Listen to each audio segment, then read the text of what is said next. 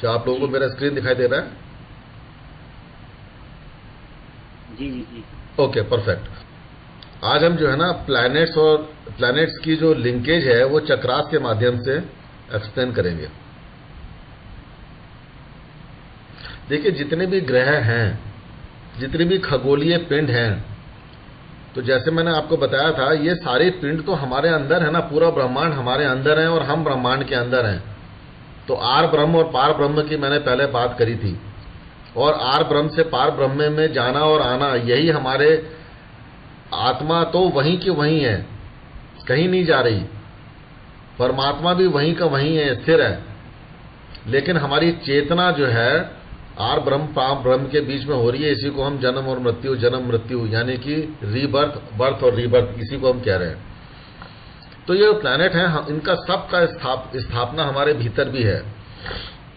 भगवान श्री कृष्ण जी ने जब यशोदा माता उनको कह रही थी चाहे मिट्टी खाई, तो उन्होंने जो है पूरा का पूरा ब्रह्मांड अपने अंदर दिखा दिया था, अपने मुख के अंदर। तो उन्होंने बोला था माँ को, कहने लगे माँ ये सारा ब्रह्मांड तो मेरे ही भीतर है, तो जो आप बाहर कह रही हो कुछ बाहर तो है ही नहीं है, सब कुछ तो मेरे ही अंदर है। तो एग्जैक्टली वो सारी चीजें जो हैं यहां पर भी आपको समझ में आएंगी आज। देखो, आपको हमने बताया था कि 7 प्लैनेट हैं। राहु और केतु तो शैडो प्लैनेट्स हैं, तो इसलिए हम उनकी बात अभी नहीं कर रहे हैं, हम बाद में करेंगे। लेकिन देर आर, मूलतः अगर हम खगोलीय पिंड की बात करें तो 7 है हमारे सोलर सिस्टम में।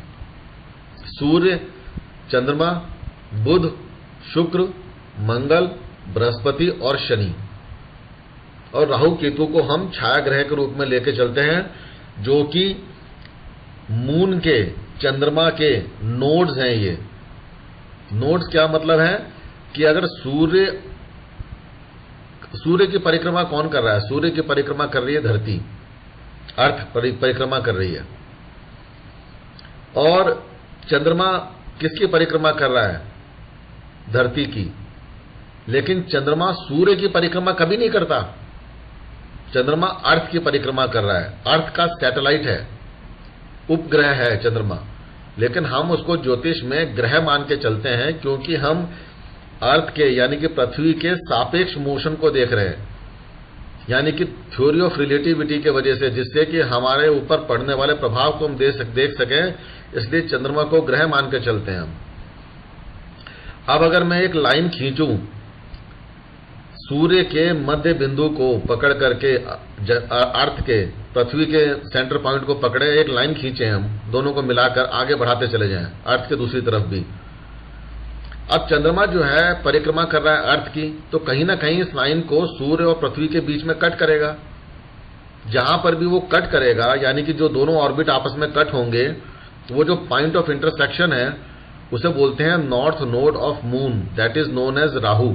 वो राहु है। और राहु का काम क्या होता है? सूर्य को ग्रहण लगाता है। कौन सा ग्रहण लगेगा? जब चंद्रमा जो है इस दोनों ऑर्बिट्स को सूर्य और पृथ्वी के बीच में कट कर रहा है, तो इसको हम बोलते हैं सूर्य ग्रहण। ठीक है, तो इसलिए राहु उस पॉइंट को बोला गया है। लेकिन जब चंद्रमा घूमते हुए इसी लाइन को पृथ्वी के दूसरी तरफ काटता है, साउथ डायरेक्शन में, तो इसको हम बोलते हैं साउथ नोड ऑफ मून। ये केतु है। और केतु जब होता है तो पृथ्वी की छाया कहां पे पड़ रही है? चंद्रमा के ऊपर। चंद्रमा कौन है? मन। तो इसको हम क्या बोलते हैं? चंद्र ग्रहण। इसको हम बोलते हैं केतु। वो पॉइंट ऑफ इंटरसेक्शन है केतु। तो राहु और केतु कुछ नहीं है, ये मन के ऊपर अपना प्रभाव डालने वाले प्लैनेट हैं, और पृथ्वी के ऊपर अपना प्रभाव डालते हैं। तो यानी कि सूर्य हमारी आत्मा है, आत्मा के ऊपर प्रभाव डालता है राहु, और चंद्रमा हमारा मन है, केतु हमारे मन पर प्रभाव डालता है। तो सूर्य को ग्रहण लगाने वाला प्लैनेट हो गया राहु, और मन को ग्रहण लगाने वाला प्लैनेट हो गया केतु। ये दोनों के दोनों छाया ग्रह हैं, शैडो प्लैनेट हैं। तो ये हमने पहले भी शायद कोई स्टोरी सुनाई थी, कहानी, तो उसको आप याद कर लीजिएगा। तो इन 7 प्लैनेट की हम आज बात करने वाले हैं। देखिए, हमारे शरीर के अंदर भी 7 चक्र हैं, और 7 चक्रास का क्या काम है? ये हमारे बॉडी को बैलेंस करने का, हमारे शरीर को बैलेंस करने का काम करते हैं। अब बैलेंस किस चीज के ऊपर हो रहा है? क्या चीज हम संतुलित कर रहे हैं, क्या बैलेंस कर रहे हैं? अपने स्पिरिचुअल वर्ल्ड को बैलेंस कर रहे हैं, अपने मेंटल वर्ल्ड को हम बैलेंस आउट कर रहे हैं, और अपने फिजिकल एस्पेक्ट को बैलेंस कर रहे हैं। यानी कि मेंटल, फिजिकल एंड स्पिरिचुअल 3 तरह की चीजों को हम बैलेंस कर रहे हैं इन 7 चक्रास के द्वारा। तो ये हमारे बॉडी में जो मैंने इसमें बीच में बिंदी दिख रही है आपको, ये ऐसे करके ये 7 चक्र हैं हमारे बॉडी के। ये 7 चक्रास को दिखा रहा है। सबसे पहले हम बात करते हैं, ये जो 7 चक्र हैं हमारे शरीर में आपको नजर आ रहे हैं। सबसे पहला चक्र जो है बॉटम से नीचे से लेके चलते हैं, इसे हम बोलते हैं मूलाधार चक्र। तो मूलाधार जो चक्र है ये हमारे शरीर को दिखाता है। शरीर कौन सा? भौतिक शरीर को दिखाता है। अगर मैं लोकों की बात करूं, जैसे आपने पहले लोकों के बारे में सुना, हमारे 14 लोक हैं कुल मिलाकर। 7 लोक हमारे पृथ्वी से ऊपर और 7 लोक पृथ्वी के नीचे हैं। ये आप सबको पता है। 14 लोक, 14 भुवन की बात करी गई है हमारे शास्त्रों में। तो जो 14 लोक हैं, पृथ्वी के नीचे वाले लोक आप सबको पता है। सबसे पहले अतल, फिर वितल, फिर सुतल, फिर तलातल, महातल, रसातल, और सबसे लास्ट में आता है पाताल। तो ये 7 लोक पृथ्वी के नीचे हैं। और पृथ्वी के ऊपर हम लोग कहाँ हैं? हम पृथ्वी के ऊपर है ना, पृथ्वी के अंदर तो नहीं है, पृथ्वी के नीचे तो है नहीं। तो हम पृथ्वी के ऊपर हैं, तो इसलिए हमारे ऊपर ये 7 चक्र कार्य करते हैं। और 7 चक्र बेसिकली 7 लोकों को, अगर हम बाहर के ब्रह्मांड में, बाह्य ब्रह्मांड की बात करते हैं, बाह्य ब्रह्म की बात करते हैं, तो 7 लोक है ये। कौन से 7 लोक हैं? सबसे पहले भूलोक, फिर भुवालोक, फिर स्वलोक, फिर महालोक, फिर जनलोक, फिर तपालोक, और सबसे लास्ट में आता है सत्यलोक, जिसे हम बोलते हैं शिवलोक, भगवान शिव का स्थान। तो इस तरह से आपके हमारे शरीर में 7 चक्र स्थापित है। यही 7 लोक जो हैं हमारे भौतिक शरीर में, कह लो ये भौतिक जगत में है। यानी इस पूरे ब्रह्मांड को अगर हम तोड़ें तो 7 लेयर्स में टूट जाएगा पूरा ब्रह्मांड। तो ये जो 7 लेयर्स हैं, जब आप इन 7 लेयर्स को साधना सीख जाते हैं तो भगवान शिव के साथ तो एकाकार स्थापित होना ही होना है ना, कोई मतलब ही नहीं है ना होने के पीछे। तो सबसे पहले जो लोक है वो भूलोक। मैंने आपको बताया था कि गायत्री मंत्र हमारे पूरे ज्योतिष की नींव है। आपको समझ में आ रहा है? ओम भूर्भुवः स्वः तत्सवितुर्वरेण्यं भर्गो देवस्य धीमहि धियो यो नः प्रचोदयात्। तो देखिए स्टार्ट कहां से हो रहा है? भूलोक से स्टार्ट हो रहा है। उन्होंने पहले बोला है, पहले भू, फिर भुवा, स्वा, महा, ये सब आ रहा है ना। देखो समझ में आ रहा है आपको? उसमें गायत्री मंत्र बहुत बड़ा मंत्र है, महामंत्र है, सारे मंत्रों का मंत्र है। तो सबसे पहला शरीर जो है भूलोक को रिप्रेजेंट करता है, हमारे भौतिक शरीर को रिप्रेजेंट करता है। आज जो कुछ भी, कोई भी व्यक्ति, किसी जो भी कुछ देख रहे हैं, हमारे को जो कोई भी देख सकता है, जिसको, जो स्वरूप को हम अपने मिरर में देख सकते हैं, वो हमारा भौतिक शरीर है। और भौतिक शरीर किससे बंधा हुआ है? भौतिक शरीर जो है बंधा हुआ है हमारे मूलाधार चक्र से। ध्यान रखिएगा, ठीक है? तो यहां से एक प्लैनेट जुड़ा हुआ है, वो प्लैनेट भी आपको समझाऊंगा मैं क्या जुड़ा हुआ है, कौन सी एनर्जी यहां पे हमारी काम करती है, अभी हम बात करेंगे उनकी। तो सबसे पहला चक्र हो गया मूलाधार चक्र, जो हमारे शरीर को दिखाता है।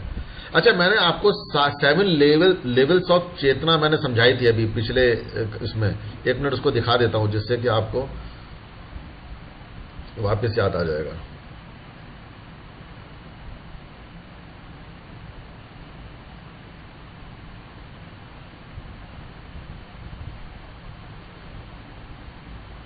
ये बताया था मैंने आपको, हमारी जो कॉन्शियसनेस है, चेतना, उसके 7 लेवल से 7 तल हैं।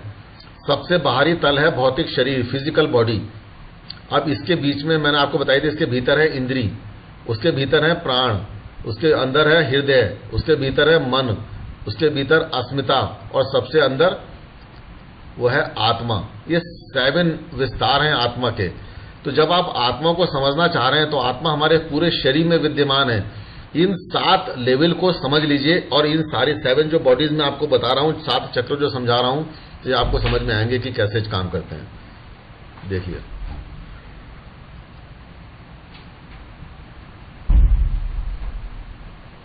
ठीक है? तो सबसे पहले हमने बताया था भौतिक शरीर है ये हमारे मूलाधार चक्र से बंधा हुआ है। उसके बाद में ये हमारे शरीर को रिप्रेजेंट करता है, फिजिकल बॉडी को। इसके अंदर आपके आ रही हैं इंद्रियां, जो आपका आत्मा का सेकंड विस्तार है, शरीर के अंदर इंद्रियां। तो जो इंद्रियां हैं ये हमारे भाव शरीर को रिप्रेजेंट करती हैं। तो ये भूवलोक को रिप्रेजेंट करती हैं। ये जो शरीर है, भाव शरीर, ये स्वाधिष्ठान चक्र से बंधा हुआ है। ये जो सेकंड हमारा जो चक्र है, जहां मेरा कर्सर हिल रहा है, ये स्वाधिष्ठान चक्र है। उसके बाद इंद्रियों के अंदर आते हैं प्राण, वो है हमारे सूक्ष्म शरीर को रिप्रेजेंट करता है। तो जो हमने बताया था कि आत्मा सूक्ष्म शरीर के ऊपर बैठकर गमन कर रही है, जुपिटर, तो आप समझ गए होंगे कि मणिपुर चक्र के साथ में कौन सा प्लैनेट एसोसिएटेड है। तो ये स्वलोक को रिप्रेजेंट करता है, ये हमारे प्राणों को रिप्रेजेंट करता है, ये हमारे सूक्ष्म शरीर को बताता है, और इससे जुड़ा हुआ जो सूक्ष्म शरीर जुड़ता है, ये मणिपुर चक्र से जुड़ा हुआ है। फिर उसके बाद में जो चौथा जो आपका शरीर है, उसको हम बोलते हैं मनस शरीर। यहाँ पे मन है हमारा। तो यहाँ पे देखिए चौथा मन आ गया ना, प्राण के भीतर अंदर आ गया मन, और मन कहाँ है? हृदय। तो यहाँ पे जो चीज है वो हृदय को रिप्रेजेंट करती है। इसको हम बोलते हैं महलोक, और चक्र जो है इससे एसोसिएटेड है वो है अनाहत चक्र। तो अनाहत चक्र आपके हृदय को रिप्रेजेंट करता है, मनस शरीर को रिप्रेजेंट करता है, आपके मन को रिप्रेजेंट करता है। उसके ऊपर हम चलते हैं तो चक्र आता है विशुद्धि चक्र। तो जो विशुद्धि चक्र है ये हमारे आत्मिक शरीर को रिप्रेजेंट करता है, आत्मिक शरीर, और ये मन को रिप्रेजेंट करता है, जनलोक को रिप्रेजेंट करता है। तो हृदय के अंदर हमने बताया मन, तो वो विशुद्धि चक्र से जुड़ा हुआ है। अनाहत चक्र आपके हृदय को रिप्रेजेंट कर रहा है। तो यहां तक जब भी हमने बात करी विशुद्धि चक्र तक, तो यहां तक हमने बताया था कि हमारे 3 नाड़ियां होती हैं। कौन सी? ईड़ा नाड़ी। ईड़ा कौन होती है? स्त्री नाड़ी। स्त्री नाड़ी कौन सी? किस तरफ? लेफ्ट साइड में, हमारे बॉडी के बाईं तरफ, बाएं हिस्से में जो नाड़ी स्पंदन करती है वो ईड़ा नाड़ी है, जो स्त्री स्वरूप को दिखाती है, स्त्री स्वरूप लिए हुए है। यानी कि हमारी बाईं नासिका यानी कि लेफ्ट नॉस्ट्रिल ईड़ा नाड़ी से संबंधित है, उससे जुड़ी हुई है। और दूसरी जो नाड़ी हमारे दाहिने ओर स्पंदन करती है वो है पिंगला नाड़ी, वो पुरुष नाड़ी है, जो कि हमारे राइट नॉस्ट्रल से चलती है, हमारे दाएं हिस्से को रिप्रेजेंट करती है, भगवान शिव का स्वरूप है। तो यहां तक विशुद्धि चक्र तक स्त्री और पुरुष के बीच का अंतर आपको समझ में आ गया। यानी कि कोई भी व्यक्ति स्त्री है या कोई पुरुष है, वो सिर्फ और सिर्फ विशुद्धि चक्र तक ही सीमित है। उसके बाद के जो 2 शरीर हैं ये अशरीरी हैं, इसमें कोई फिजिकल बॉडी नहीं है यहां पे। तो ये जो 2 चक्र हैं इनको बोलते हैं आज्ञा चक्र। तो इसलिए मैंने आपको बताया था कि तीसरी नाड़ी होती है सुषुम्ना नाड़ी, कहां आपको कनेक्ट करती है? आपके आज्ञा चक्र पे, और आज्ञा चक्र से जाते हुए सीधे सहस्त्रार चक्र तक पहुंचती है, जो सुषुम्ना नाड़ी रीढ़ की हड्डी से चलती है नीचे से। तो यानी कि उन सबको बाईपास करते हुए एक्सप्रेस ट्रेन कहां सीधे कनेक्ट करती है? आज्ञा चक्र के ऊपर, और फाइनली सहस्त्रार चक्र पे। तो जो आज्ञा चक्र है यहां पे इससे जुड़ी हुई चीज है हमारी अस्मिता। तो आत्मा का जो है छठा विस्तार जो है अस्मिता है, और यहां पे तपलोक है, और यहां पे जो शरीर प्राप्त है किसी व्यक्ति को वो है ब्रह्म शरीर। तो आत्मा जो है अस्मिता आज्ञा चक्र में कहां पे रहती है? किस शरीर में? ब्रह्म शरीर में बैठी हुई है वो।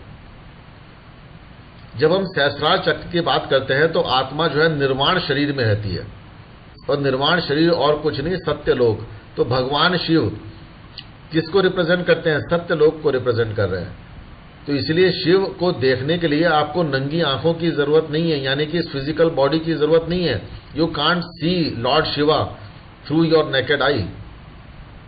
भगवान शिव से मेल करना है तो आज्ञा चक्र यानी कि अपनी अस्मिता को कंट्रोल में रखते हुए ब्रह्म शरीर की में तप करते हुए, यानी तपालोक से गुजरते हुए जब आप आगे की तरफ चलते हैं, निर्वाण शरीर को प्राप्त कर लेते हैं, तो डेफिनेटली शिव के साथ आपका एकाकार हो जाता है स्थापित।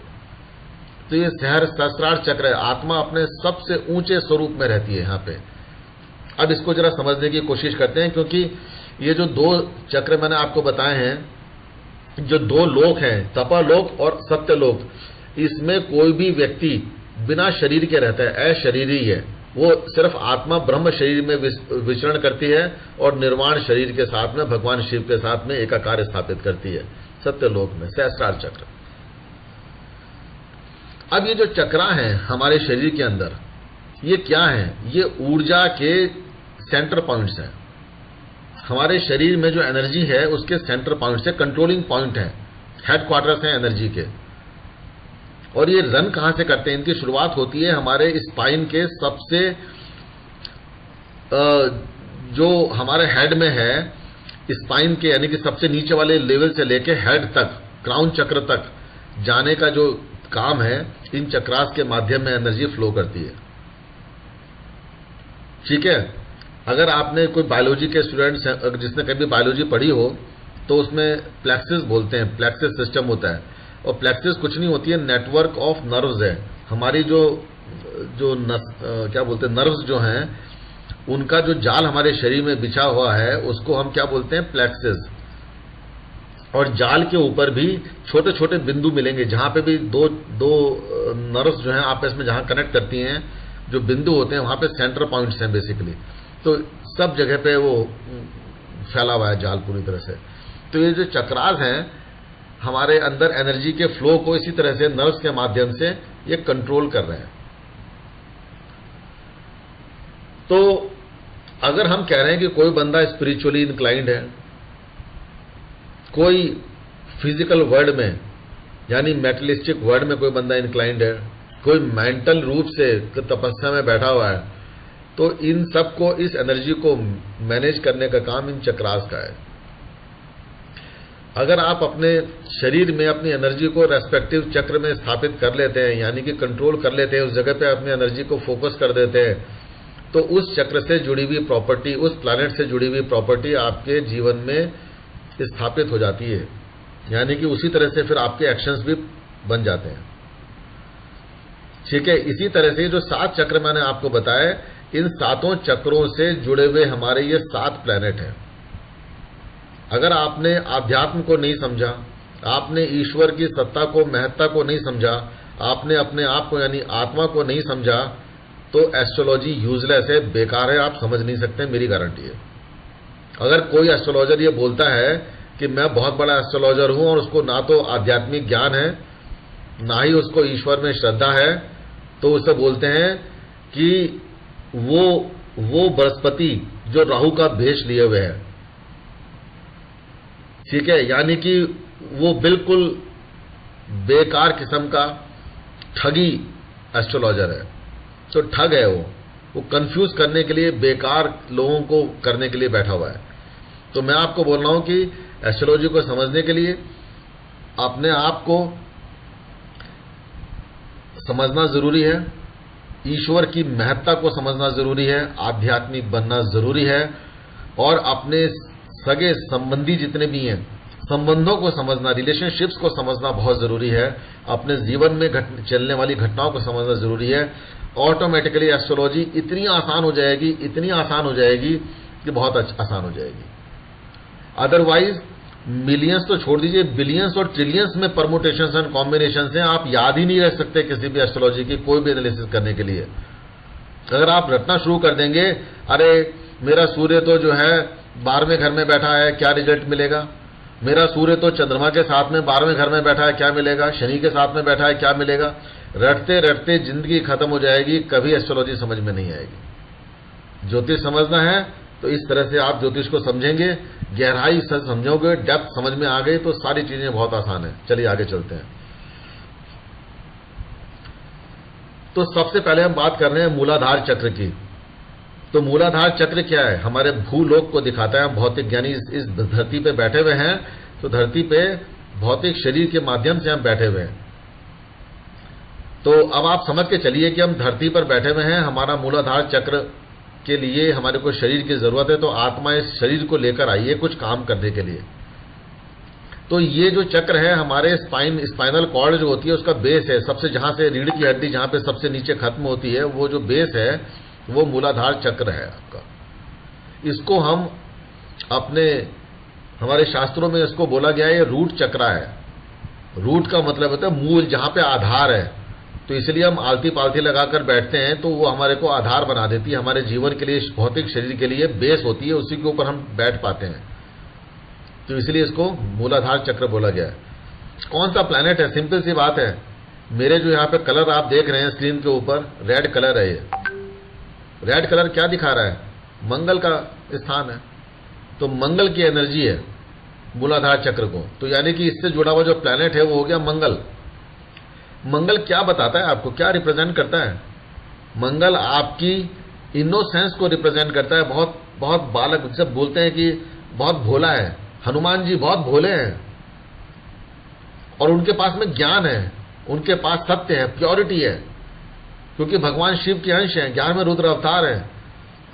तो बहुत प्योरिटी है उनके पास में। उनके पास में कोई ना कोई काम की सेंस ऑफ डायरेक्शन है और उनके साथ में जुड़ा होता है स्ट्रॉन्ग कनेक्शन लाइफ के साथ में। जीवन का एक बहुत बड़ा स्ट्रॉन्ग कनेक्शन है, क्योंकि ब्लड के रूप में है। सूर्य हमारे जो है शरीर के अंदर एनर्जी जो है उस ब्लड के फ्लो के वजह से आप हमारे शरीर में एनर्जी है। तो मंगल जो है इस मूलाधार चक्र से जुड़कर हमारे इस शरीर को चलाने का कार्य कर रहा है। सवाल खड़ा होता है कि अगर ये चक्र आपकी कुंडली में, आपके शरीर के अंदर बहुत मजबूत स्थिति में है तो क्या करेगा व्यक्ति को? ऑब्वियसली ये व्यक्ति को विजडम देगा, ज्ञान देगा, ठीक है। उसके पास में डिसीजन मेकिंग की बहुत अच्छी पावर आ जाएगी। वो व्यक्ति हमेशा राइट डायरेक्शन में जाएगा और वो राइट डिसीजन लेगा, सही डिसीजन लेगा, सही डायरेक्शन उसको मिल जाएगी अपने जीवन में।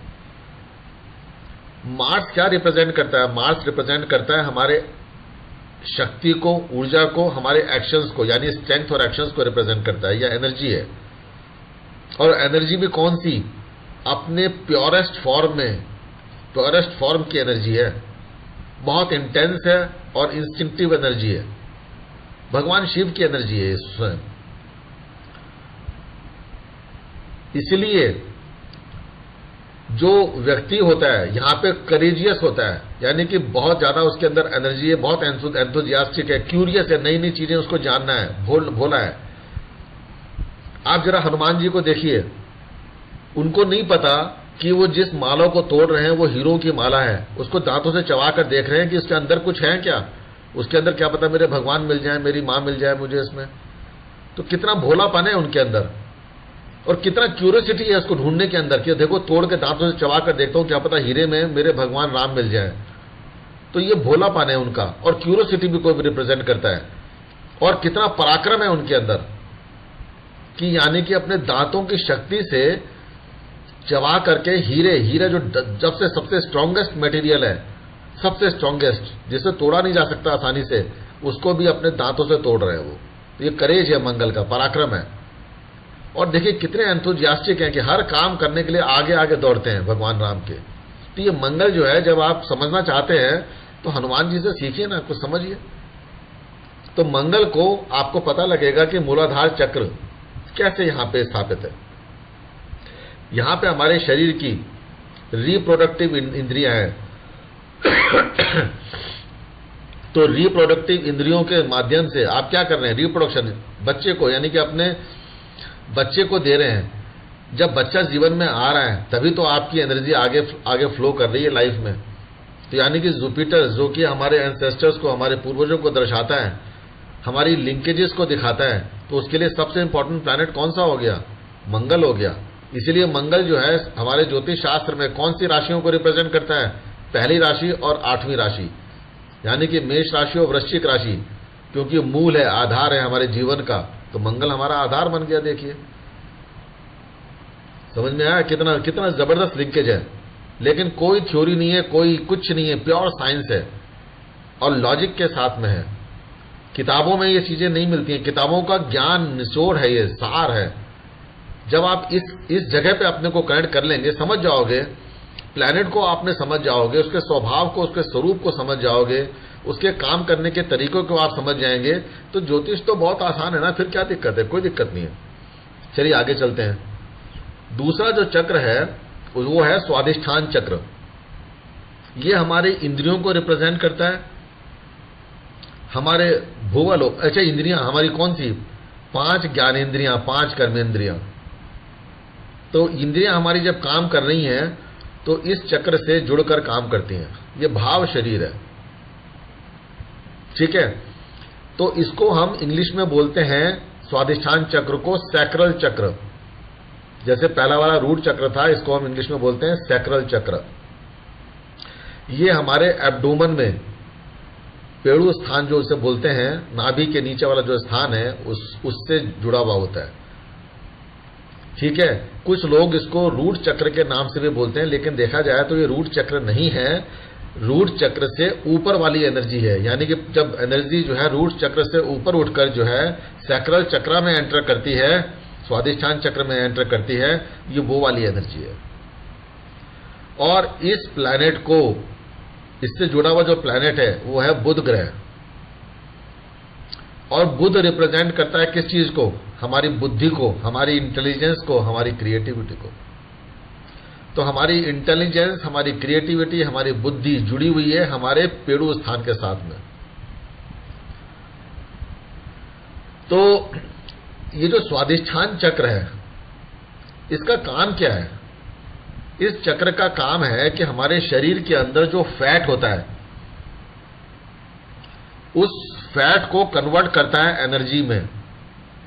और वो एनर्जी जो कि हमारे ब्रेन के सेल्स को चाहिए होती है, जहां से हमारी इंटेलिजेंस और हमारी क्रिएटिविटी गवर्न होती है, अगर ये स्वादिष्ठान चक्र हमारे बॉडी से, हमारे शरीर से हटा दिया जाए तो हमारे ब्रेन के सेल्स को वो रिक्वायर्ड एनर्जी नहीं मिल पाएगी और वो बंदा डम एंड डफर बन जाएगा। डम जैसे बोलते हैं, क्या बोलते हैं, बहरा हो जाएगा, सुन नहीं सकता, उसका दिमाग काम नहीं करेगा।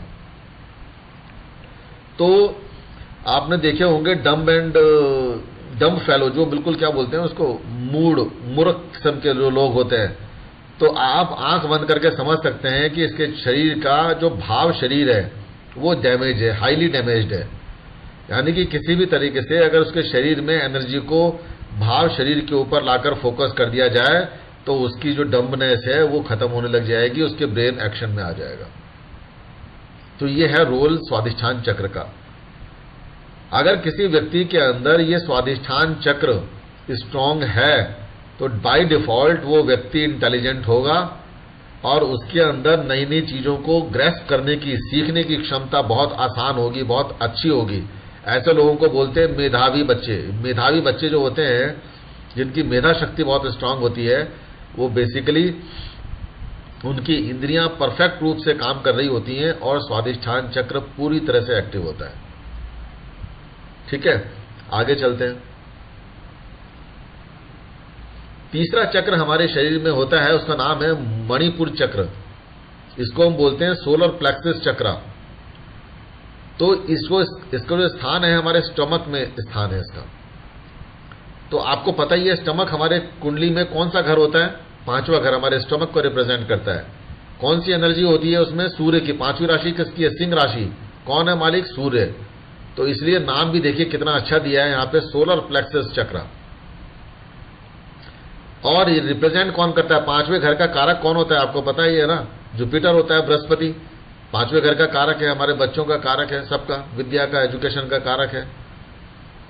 तो ये क्या रिप्रेजेंट करता है? ये मणिपुर चक्र। यहां से हमारे प्राण जुड़े हुए हैं। और मैंने आपको क्या बताया था, सूक्ष्म शरीर के ऊपर जब आत्मा बैठती है, चलती है, गमन करती है, तो ये क्या हो गया? क्या बोलते हैं इसको हम लोग जो है? जीव की उत्पत्ति हो गई। जीव कारक है। जुपिटर को हम, बृहस्पति को क्या बोलते हैं? जीव कारक, क्योंकि प्राण जुड़ गए। देखिए यहां पे आके, तो ये प्राण शरीर है, सूक्ष्म शरीर है।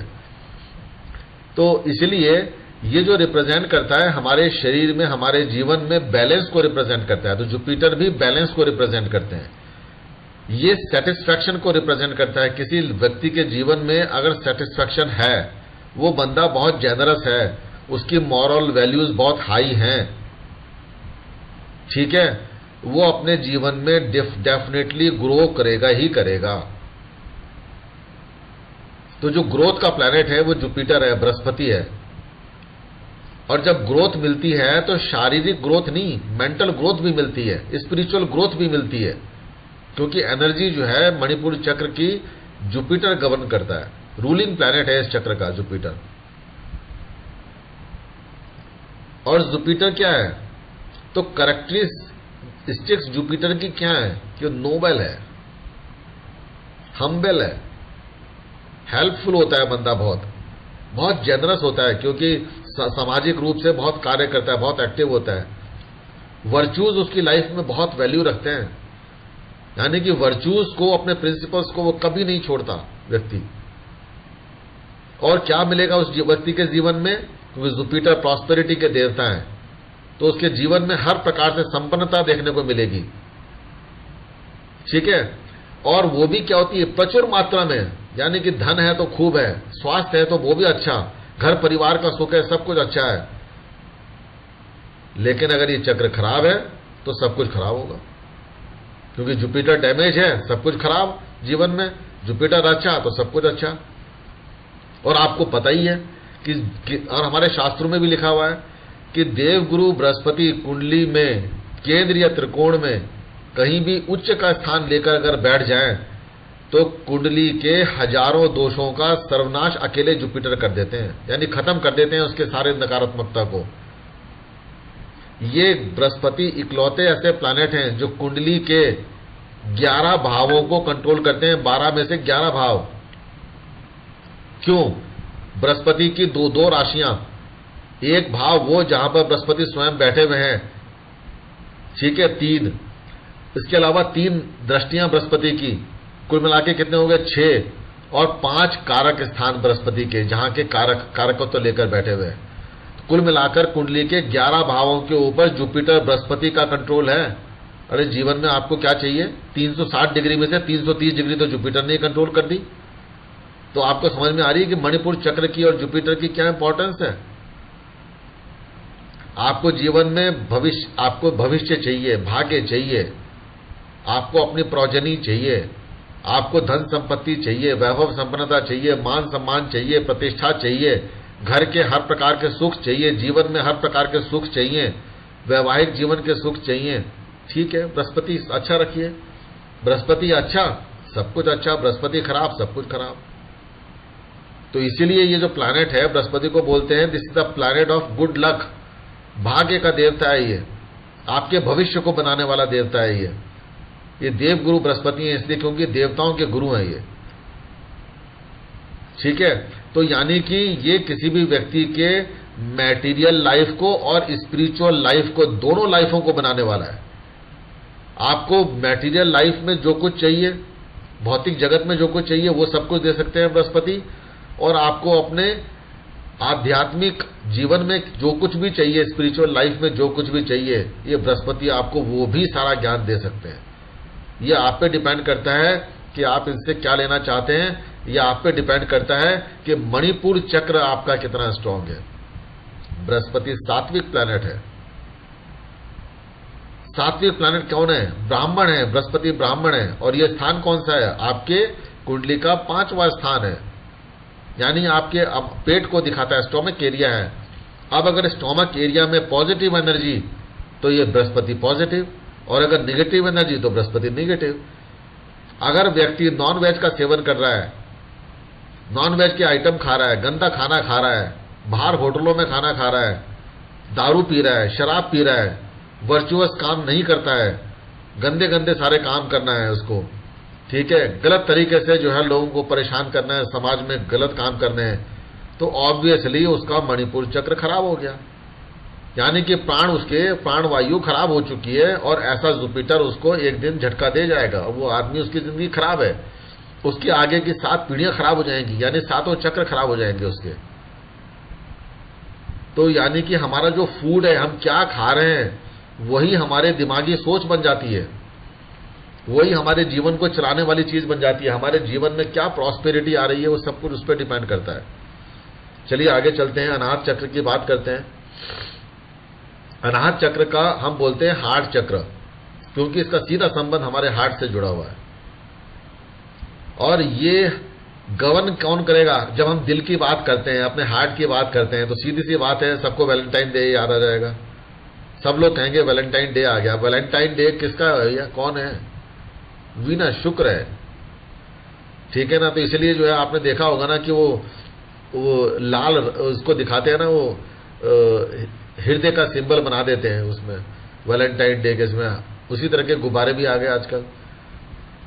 अब ये हार्ट का सिंबल क्यों बना? क्योंकि जो हृदय है हमारा, हार्ट, इसका उसका साइज ही उसी तरीके का है जैसे गुब्बारे बने हैं वो लाल रंग के। अब लाल रंग क्यों आया? मंगल का, क्योंकि वहां पे सबसे ज्यादा ब्लड होता है, लाल रंग आ गया। तो यानी कि शुक्र को एनर्जी देने वाला प्लैनेट कौन हो गया? मंगल हो गया, लाल रंग। नीचे देखिए, मंगल कौन है? पुरुष है। और वीनस कौन है? शुक्र है। अरे वाह, क्या बात हो गई। अब तो पूरा वैवाहिक संबंध यहां पर पूरा स्थापित हो गया। ठीक है, तो मनस शरीर, तो मनस शरीर को रिप्रेजेंट करता है। तो मन कौन है? आपका शरीर, आपके कुंडली का चौथा घर। तो सिंपल सी बात है, अगर शुक्र आपके कुंडली में चौथे घर में बैठा हुआ है तो मन आपका प्रसन्न हो गया। इतनी प्रसन्नता देगा आपको, इतनी सुख देगा कि आप कहोगे क्या हो रहा है, जीवन में सारे सुख मिल रहे हैं। तो क्या सिंपल सी बात यह है कि उस प्लैनेट को आपने उसकी प्रॉपर प्लेस पर पहुंचा दिया, अनाहत चक्र के साथ, हृदय के साथ उसे कनेक्ट कर दिया। जीवन में प्यार, मोहब्बत, रोमांस हो गया, जीवन में खुशी आ गई। अब उसका मन, हृदय प्रसन्न है। क्यों मिल गया? क्योंकि जो शुक्र होता है वो दही है और मंगल कौन है? मिठास है। अब दही में आपने मिठास डाल दी तो क्या बन गई? लस्सी बन गई। अब मीठी लस्सी तो भैया स्वाद में भी अच्छी लगेगी, पीने में भी अच्छी लगेगी और मन को शांति भी देगी। तो सिंपल सी बात है कि यहां पर बैठा हुआ वीनस जो है, जो एनर्जी लेता है वो मंगल की, यानी कि हार्ट की, यानी कि उस ब्लड को ले रहा है, उसको सक कर रहा है। और आपके मूलाधार चक्र की जो एनर्जी जब अनाहत चक्र तक पहुंची है तो दो चक्रों का कनेक्शन एस्टेब्लिश हो गया, यानी कि वीनस का और मंगल का, और जो कि सुख का कारण बन जाते हैं। इस चक्र की जो कैरेक्टरिस्टिक्स हैं वो भी कहती है love, romance, compassion, self confidence आ जाता है बंदे के अंदर, डिटैचमेंट भी आ जाता है। ठीक है, डिटैचमेंट किस चीज का? डिटैचमेंट डिटैचमेंट होता है स्पिरिचुअल जगत से डिटैचमेंट, क्योंकि अब स्पिरिचुअल एनर्जी नहीं है। अभी देखिए, सूक्ष्म शरीर से प्राण, जो बृहस्पति जो आपको दे रहे थे स्पिरिचुअल कनेक्शन, उससे अलग हटकर मेटलिस्टिक वर्ल्ड में आपने एंट्री करी है। तो अगर आपके हार्ट से ब्लड का सर्कुलेशन सही है, ब्लड प्रेशर सही है, तो शरीर ग्रो करेगा नहीं करेगा? हर सेल को ऑक्सीजन मिलेगी तो आपका शरीर बढ़ेगा, और शरीर मजबूत होगा तो यानी कि आपकी जो बॉडी बिल्डिंग है वो बहुत बढ़िया रहेगी। लेकिन जो इंसान तपस्या में बैठा हुआ है, यानी मस्तिष्क से, यानी कि अपने बाकी चक्रास को मैनेज करके बैठा हुआ है अपने, तो उसका जो शरीर है वो तो हड्डियों का ढांचा बनेगा ही बनेगा, दधीची का शरीर बनेगा। यानी कि अगर शरीर की सुंदरता देखनी है तो अनाहत चक्र को मजबूत होना पड़ेगा। और अगर आपने अपने मनस शरीर को हिम्मत देनी है, मनस शरीर को आपने बहुत बढ़िया बनाना है, ठीक है, और अगर आपने अपने आत्मा को बल प्रदान करना है तो डेफिनेटली निर्वाण शरीर को, ब्रह्म शरीर को मजबूत करना पड़ेगा। यानी कि आपको आज्ञा चक्र और सहस्त्रार चक्र में अपनी एनर्जी को भेजना पड़ेगा, तब जाकर आपको चीजें मिलती हैं। हम बात कर रहे हैं अनाहत चक्र की, तो इस चक्र में डेफिनेटली लव है, रोमांस है, कंपैशन है, कॉन्फिडेंस बहुत होता है यहाँ पे, क्योंकि मंगल की स्थापना है, बहुत ब्लड है तो कॉन्फिडेंस बहुत मिलेगा। और डिटैचमेंट जो होता है स्पिरिचुअल वर्ल्ड से डिटैचमेंट है, लेकिन आपको मेटलिस्टिक वर्ल्ड के साथ कनेक्शन है। वीनस रिप्रेजेंट करता है, शुक्र जो है रिप्रेजेंट करता है लव को, ब्यूटी को, सुंदरता को और आर्ट को। तो अगर ये चक्र एक्टिव है तो बंदा बहुत क्रिएटिव होगा, देखने में सुंदर होगा, लव रोमांस उसके जीवन का एक अहम हिस्सा बन जाएगा। ठीक है, फिल्म हो गया, म्यूजिक हो गई, क्रिएटिविटी हो गई, क्रिएटिव आर्ट हो गई, परफॉर्मिंग आर्ट हो गई, एक्टर एक्ट्रेसेस हो गए, तो ये सारी चीजें मिलती हैं इसमें देखने के लिए। और अगर शुक्र कुंडली में अच्छी कंडीशन में बैठा हुआ है और ये चक्र एक्टिव है तो हमेशा सुंदर होने के साथ साथ वो व्यक्ति हार्मनी में जीने वाला होगा, यानी कि किसी से लड़ाई झगड़ा करना नहीं है उसको, सबसे प्यार मोहब्बत से बात करेगा, हर जगह पे उसको रोमांस दिखाई देता है। दुश्मनों को भी गले लगाने का अगर कहीं पे काम होता है तो वो अनाहत चक्र वाला व्यक्ति कर लेता है, यानी उसमें दुश्मनों में भी उसको अच्छाई नजर आने लग जाती है, उसमें भी प्यार नजर आता है उसको। ठीक है, तो ऑब्वियसली मैंने बताया कि अगर वीनस जो है यानी शुक्र अगर मजबूत स्थिति में बैठा हुआ है तो वो आपको सुंदर तो बनाएगा ही बनाएगा, डेफिनेटली दिखने में सुंदर बना देगा आपको। ठीक है, और ये जो सुंदरता है उसके शरीर में तो रहती ही रहती है, लेकिन क्योंकि ये मनुष्य शरीर को रिप्रेजेंट कर रहा है ये चक्र, तो वो सुंदरता उसके बिहेवियर में भी आ जाएगी, उसके एटीट्यूड में भी आ जाएगी। तो देखिए, अनाहत चक्र को समझ करके, वीनस को, शुक्र को समझ करके आप कितनी चीजों को डिकोड कर सकते हैं। आगे चलते हैं। जो हमारा पांचवा जो चक्र है उसे हम बोलते हैं विशुद्धि चक्र। यह हमारे मन को रिप्रेजेंट करता है, जन्मलोक को रिप्रेजेंट करता है, और ये हमारे आत्मिक शरीर से को जोड़ के रखता है। यानी कि हम अगर अपने आत्मिक शरीर से जुड़ते हैं तो इस चक्र के माध्यम से जुड़ते हैं। इसका जो स्थान है हमारे थ्रोट में है, ठीक है, जो हमारा गला है, जहां पे हमारी आवाज बंधी हुई है, वहां पे वो थ्रोट चक्र है। कौन है थ्रोट से जुड़ा हुआ? जब ये जो है सुप्रीम कोर्ट के चीफ जस्टिस जब किसी को पनिशमेंट देते हैं, कैपिटल पनिशमेंट, क्या करते हैं? उसको फांसी पे लटकाते हैं। फांसी पे क्यों लटकाते हैं? क्योंकि वो शनि का स्वयं का स्थान है, मृत्यु स्थान है। शनि कौन है? यमराज। यानी कि अगर गले की घंटी दबा दी, फांसी दे दी, तो उसकी मौत हो गई। तो यमराज की जब एंट्री होती है तो गले के ऊपर एंट्री हो गई, यानी आवाज बंद करने का काम कहां पे होता है? कोर्ट के अंदर होता है।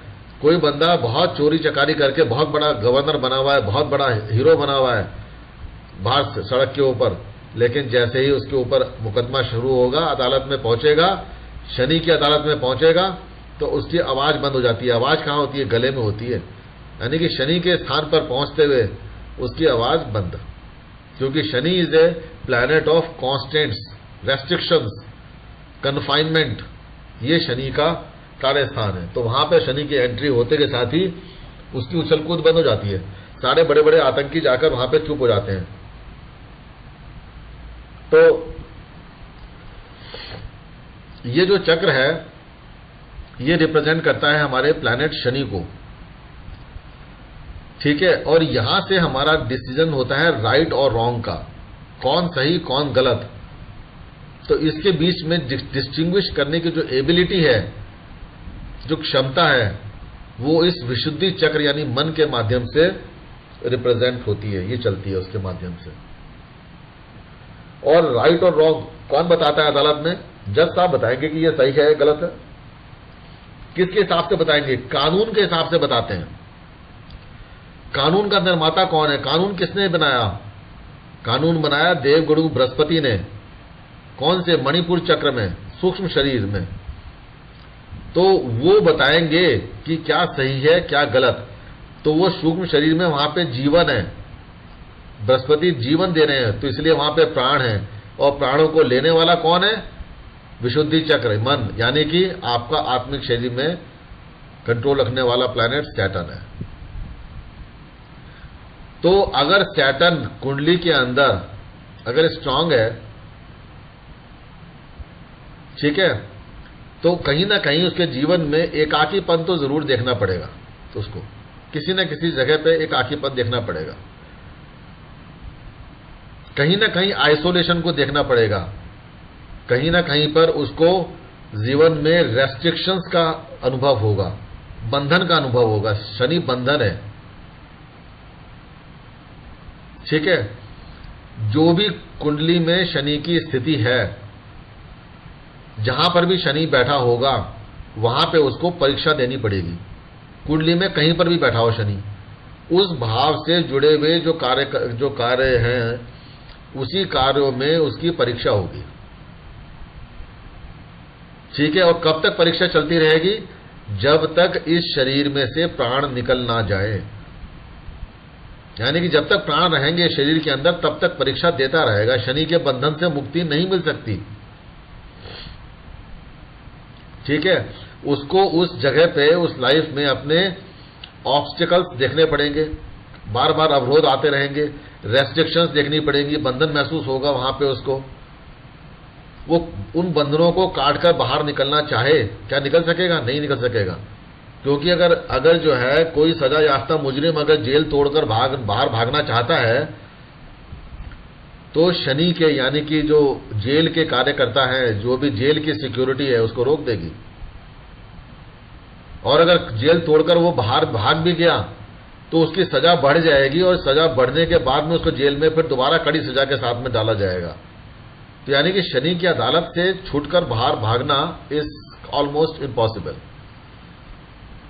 ठीक है, लेकिन इसके विपरीत जब शनि की सजा पूरी हो गई तो आप स्वच्छंद हैं, आजाद हैं, कोई आपको फिर छेड़ नहीं सकता, कोई भी आपको सजा याफ्ता मुजरिम करार नहीं दे सकता। इवन गवर्नमेंट भी उसमें अवरोध पैदा नहीं कर सकती, यानी कि सूर्य भी उसमें ऑब्जेक्शन नहीं कर सकता। तो व्यक्ति क्या होगा, जितना उछल कूद हो रहा होता है किसी भी व्यक्ति का, कोई आतंकवादी होता है, जब जेल की सजा काट करके आता है, 14 साल की सजा काट ली उसने, उम्र कैद काट ली, तो उसके बाद में वो काफी सधे हुए यानी स्टेबल फॉर्म में काम करता है, स्टडी हो जाता है, और उसको उस काम में जिसमें उसका अटैचमेंट होता था, वो बहुत बड़ा हीरो बन रहा था उस समय, उससे डिटैच हो जाता है, ये अलग हो जाता है। वो कहता है यार कान पकड़ लिए, अब तो मुझे ये चोरी चकारी नहीं करनी, अब तो मुझे गलत काम नहीं करना, सजा काट ली मैंने। तो शनि की सजा जब हो जाती है पूरी तो डिटैचमेंट हो जाता है। क्यों? क्योंकि शनि जो है सबसे बड़े गुरु हैं, सबसे बड़े टीचर हैं, सुधारने का काम करते हैं, शिवांश हैं, यानी कि शिव के अब ये रुद्र स्वरूप वाले शिव हैं। तो मंगल भी शिवांश हैं हनुमान के स्वरूप में, और शनि भी शिवांश हैं भगवान के रुद्र स्वरूप के अंदर। लेकिन यहां पे न्याय है, यहां पे जीवन का अंत है। अब ये कौन से जीवन का अंत हो रहा है? शनि जो है, जो आपको मृत्यु दे रहे हैं, मृत्यु के देवता बोलते हैं, यमराज बोलते हैं, कौन से जीवन का अंत हो रहा है आपका? यानी कि शनि के डिसीजन के बाद में आपको भौतिक शरीर की जरूरत नहीं है। भौतिक शरीर की आपको जरूरत पड़ेगी या नहीं पड़ेगी, शनि यहां पे आपके कर्मों को इवैल्यूएट करके बता देंगे कि आपको आपके बिना शरीर के भी काम चल जाएगा भौतिक शरीर के, या फिर आपको फिजिकल बॉडीज चाहिए होंगी। तो ये डिसीजन पॉइंट है। तो इसलिए जो है विशुद्धि चक्र को क्रॉस करके, शनि के हर्डल को क्रॉस करके जो ऊपर की तरफ चल दिया, वो तपस्या करके, यानी कि अब ब्रह्म शरीर में एंट्री पा सकता है वो यहां पे। यानी कि अब उसको स्त्री और पुरुष का कोई भेद नहीं है। तो भगवान शिव ने स्वयं कहा कि स्त्री और पुरुष, यानी कि मैं और पार्वती, वी आर टुगेदर, हम लोग अलग अलग नहीं हैं, हम जुड़े हुए हैं। तो इसलिए अर्धनारीश्वर स्वरूप में भगवान ने बताया। यहां तक भगवान कौन, यानी शिव ने, शनि कह रहे हैं कि देखो हम लोग कनेक्टेड हैं, वी आर टुगेदर।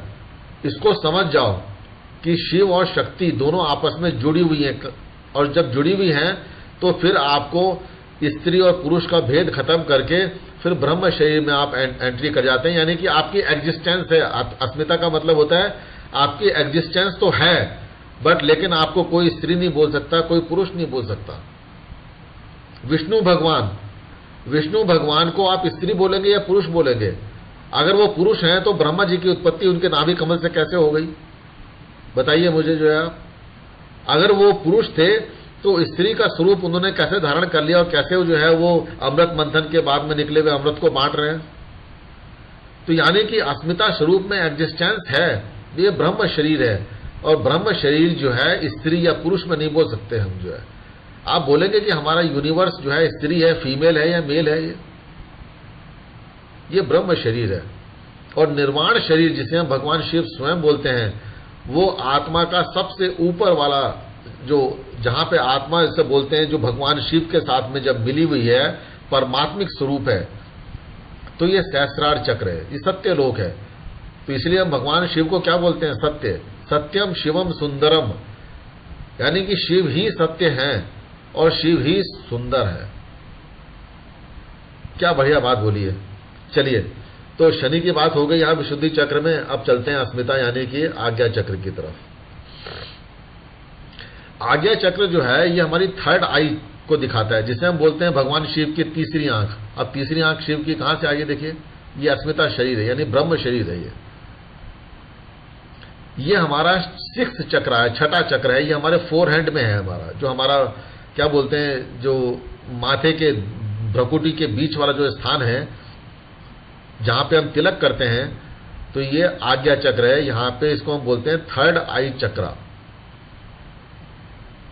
ठीक है।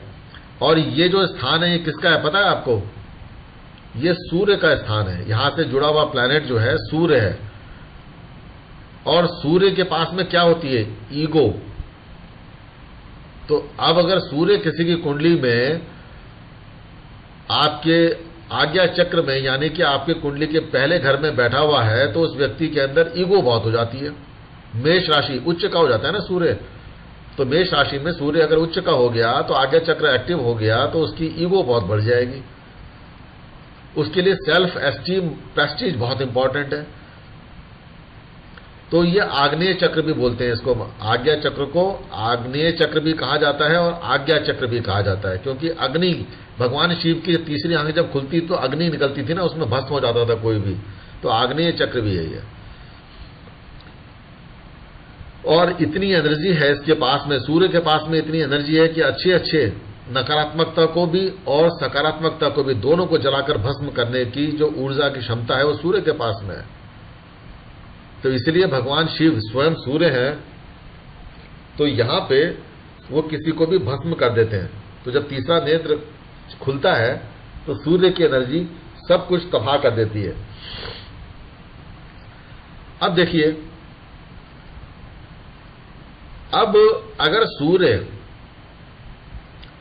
अगर कुंडली के अंदर उच्च के होकर बैठे हुए हैं, लगन के साथ संबंध बना रहे हैं, लगन में बैठे हुए हैं, तो बंदा, मैंने आपको बताया, बहुत ईगोइस्टिक होगा, ईगो उसकी बहुत होगी, डोमिनेटिंग होगा, बंदा बहुत डोमिनेट करने की कोशिश करेगा, क्योंकि राजा है ना। अब राजा अपने सिंहासन पर बैठा है तो डोमिनेट तो करेगा ना, वो तो कहेगा ना मैं राजा हूं तो मुझे, मेरे राजा की तरह से मुझे सम्मान दीजिए। लेकिन अब राजा अगर कुर्सी पर बैठा हुआ है, सिंहासन पर बैठा हुआ है, तो ईगो तो जरूर है, लेकिन अगर आपने उसकी ईगो सेटिस्फाई कर दी तो वो बड़ी से बड़ी गलतियों को भी माफ करने की क्षमता अपने अंदर रखता है। वो किसी को भी आसानी से क्षमा कर देता है। वो कहता है ठीक है, तुमने मेरी ईगो सेटिस्फाई करी, जाओ, खत्म। तो यहां पर आप ये कह सकते हैं कि अगर आपने अपनी ईगो को त्याग दिया, अब आपके पास कोई ईगो नहीं है, उसको त्याग दिया आपने, तो डेफिनेटली आपकी एंट्री जो है हो जाती है सहस्रार चक्र में। आपके निर्वाण चक्र शरीर आपको प्राप्त हो जाता है। यहां पे सूर्य जो है बंधन बन जाता है ना, यानी जो प्लैनेट है वो अपने बंधन को छोड़ता नहीं है, तो वो आपके लिए बंधन बन गया। आपकी ईगो, आपका ईगोस्टिक एटीट्यूड आपकी बंधन बना हुआ है। जब तक आप उस बंधन से मुक्त नहीं होते तब तक आप नेक्स्ट चक्र में एंटर नहीं कर सकते। तो आज्ञा चक्र से, बंधन से मुक्त होने के बाद में जब आत्मा स्वयं सहस्रार चक्र में एंट्री कर रही है तो निर्वाण शरीर उसको प्राप्त हो रहा है, और इसको हम बोलते हैं क्राउन चक्र, क्योंकि ये हमारे ब्रह्म रंध्र में है, क्राउन ऑफ द हेड, ये हमारे हेड का बिल्कुल सबसे शीर्ष स्थान है।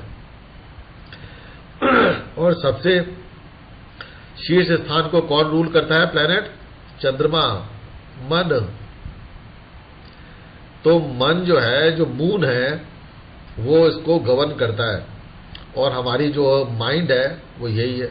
इमोशंस, फीलिंग्स, थॉट्स, इंस्टिंक्ट्स, ये सब कहां से मिलते हैं? मून से, चंद्रमा से। और ये हमारे माइंड को रिप्रेजेंट करता है। और कौन सा माइंड है हमारा? ये जो सहस्रार चक्र है, unconscious state of mind. Unconscious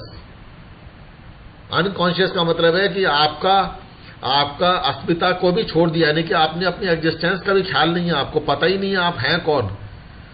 जब आत्मा इस स्वरूप में पहुंच गई कि उसको अपना भी नहीं पता कि मैं कौन हूं, तो भगवान शिव हैं वो स्वयं।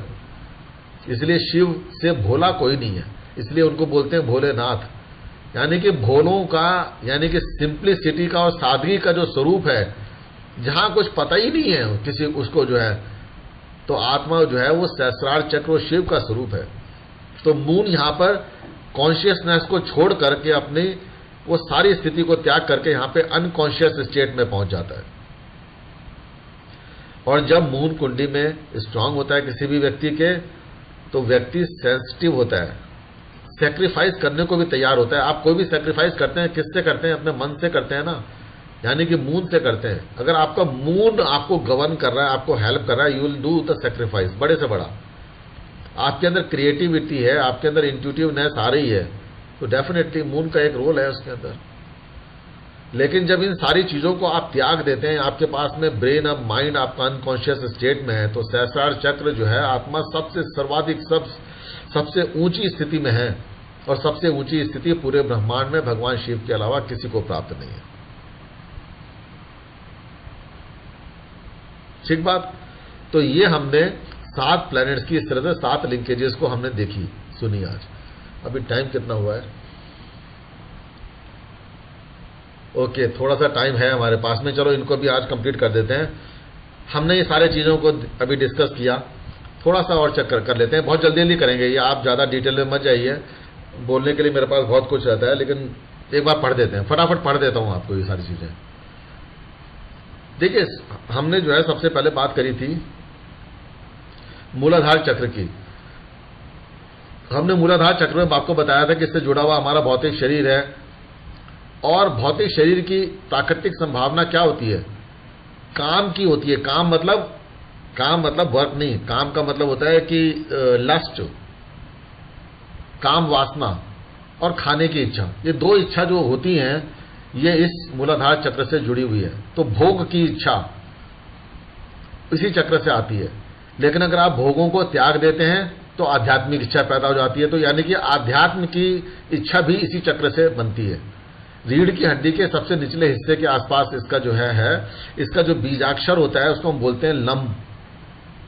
तो लम लम लम, अगर आप इसी तरह से चीजों को बोलते रहते हैं, लम अक्षर का उच्चारण करते रहते हैं, तो ये चक्र की एनर्जी इस लंब यानी कि इस मूलाधार चक्र पे आकर स्थिर होने लग जाती है। इस चक्र को आपके कुंडलनी का मुख्य स्थान कहा जाता है, और इसका दूसरा नाम भौम मंडल भी होता है। ये चक्र जो है चौकोर है, इसलिए मंगल को क्या साइन हो गया, मंगल चौकोर है। आपने कई सारी रेमेडीज देखी होंगी, जब मैंने चंद्र और मंगल को मिलाकर रेमेडी बताई कि एक चांदी का चौकोर टुकड़ा अपने जेब में हमेशा अपने साथ में रखो। मैं कई लोगों को रेमेडी देता हूं। वो जो चौकोर साइज है, वो बेसिकली इस मूलाधार चक्र को साधने का साधन बनता है। ओके, तो ये कुंडलनी का मुख्य स्थान है, और उगते हुए सूर्य के समान स्वर्ण वर्ण का, गोल्डन कलर का यह है। भौतिक रूप से सुगंध और आरोग्य इसी चक्र से नियंत्रित होते हैं। अगर मैं फिजिकली बात करूं तो जो सुगंध आती है, खुशबू जो है, और जो स्वास्थ्य है, आरोग्य हमको प्राप्त होता है, वो इसी चक्र से नियंत्रित होता है। अगर मैं आध्यात्मिक रूप से आपसे बात करूं तो धर्म, अर्थ, काम और मोक्ष, चारों के चारों पुरुषार्थ हमारे इस मूलाधार चक्र को अगर आपने साथ दिया तो इसी से ही कंट्रोल हो जाते हैं। अगर स्त्री चित्त वाला व्यक्ति है तो डेफिनेटली उसकी जो ऊर्जा है, जो एनर्जी है, वो ईड़ा नाड़ी से बहेगी। और जब वो उस व्यक्ति की ऊर्जा जो है, एनर्जी अगर ईड़ा नाड़ी से बह रही है, तो व्यक्ति की जो प्राकृतिक भावना है, वो काम और खाने की वासना में वो व्यक्ति लिप्त होगा। मूलाधार चक्र एक्टिव है, लेकिन जो उसकी एनर्जी है वो फ्लो कर रही है ईड़ा नाड़ी से, तो वो या तो खाने में रहेगा उसका दिमाग, या फिर काम वासना में रहेगा। अगर मर्दाना चित्त वाला व्यक्ति है, उसकी ऊर्जा अगर एनर्जी पिंगला नाड़ी से बह रही है, तो वो अपनी प्राकृतिक भावना के खिलाफ काम करता है। यानी कि वो अपनी काम वासनाओं को दमन करने लग जाता है। उसको कहता है नहीं रुक जा, मेरे को काम में फंसना नहीं है। और जब भी व्यक्ति किसी चीज का दमन करता है, यानी कि उसको प्रेशर डालकर उसको बंद करने की कोशिश करता है, तो उसलिए उसको बहुत हानि होती है, बहुत नुकसान पहुंचता है। हमें अपना लाइफ का एक गोल होना चाहिए कि हमें कभी भी अपनी इच्छाओं का, अपनी चीजों का दमन नहीं करना है, उसको डिस्ट्रॉय नहीं करना है। क्योंकि डिस्ट्रॉय हमारे जो परमात्मा है, उसके मिलन में रुकावट का कारण बन जाता है। इसलिए आपने डिस्ट्रॉय नहीं करना। कोई व्यक्ति जो है, मान लीजिए भोग विलास में बहुत फंसा हुआ है, तो आप उसको बोलो बेटे ये भोग विलास बंद कर दे, तेरे लिए ठीक नहीं है। तो जब व्यक्ति उसको दमन करने लग जाएगा तो परेशानी हो जाती है। दमन करना मतलब डिस्ट्रॉय करना, रोकने की कोशिश नहीं करनी। आप देखो किसी को बोलो, कहने लगे कि भैया जो नेचुरल डिजायर है आपकी, आपको रोज सुबह टॉयलेट जाना है, आप रोकने की कोशिश करेंगे तो क्या स्थिति आएगी? दमन हो रहा है, तो वो चीज नहीं करनी चाहिए। और काम और खाने की वासना में अगर ना उतर के, उसका दमन ना करके, बल्कि जागरूक स्थिति में समझ करके जब आप इस चक्र को एनर्जाइज करते हैं तो जो एनर्जी है वो ट्रांसफॉर्म हो जाती है। और जब ट्रांसफॉर्म होती है तो ब्रह्मचर्य फलित होता है, साधना नहीं पड़ता उसको। ब्रह्मचर्य, जितने भी ब्रह्मचर्य का व्रत का पालन करने वाले लोग हैं, उन्होंने अपने मूलाधार चक्र की एनर्जी को व्यवस्थित किया, जागरूक होकर के किया, ऊर्जा को रूपांतरित कर दिया, तो ब्रह्मचर्य हो गया उनका। और मूलाधार और भौतिक शरीर को जानने के लिए ध्यान में, अगर हमको जानना है कि शरीर क्या है, तो ध्यान में आप अपना ध्यान जो है अपने मूलाधार चक्र के ऊपर व्यवस्थित कीजिए, वहां पे स्थिर करने की कोशिश कीजिए। अपने शरीर के अंदर महसूस करिए, अपने अंदर, शरीर के अंदर जाइए।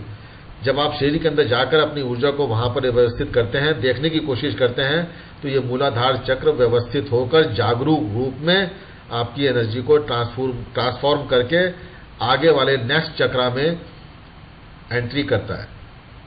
ठीक है, वो नेक्स्ट चक्र कौन है? स्वादिष्ठान चक्र। देखिए, हमारे जो रिप्रोडक्टिव ऑर्गन्स है, जनन अंग हैं, उनके ठीक पीछे रीढ़ की हड्डी पर इसका स्थान है।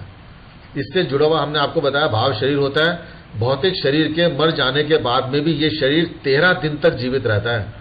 अब आपको समझ में आया 13वीं क्यों करते हैं?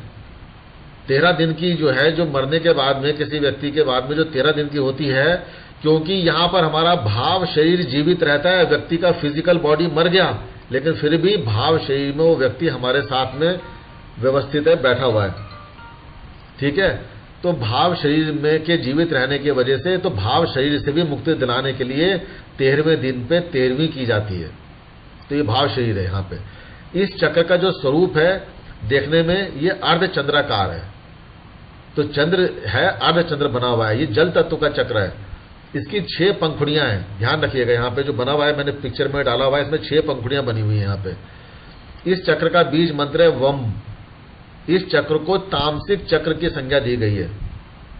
तो जो व्यक्ति वम वम वम इस मंत्र का जाप करता रहता है, तो ये जो चक्र है ये एनर्जाइज होता है, इसमें एनर्जी कॉन्सेंट्रेट होती है।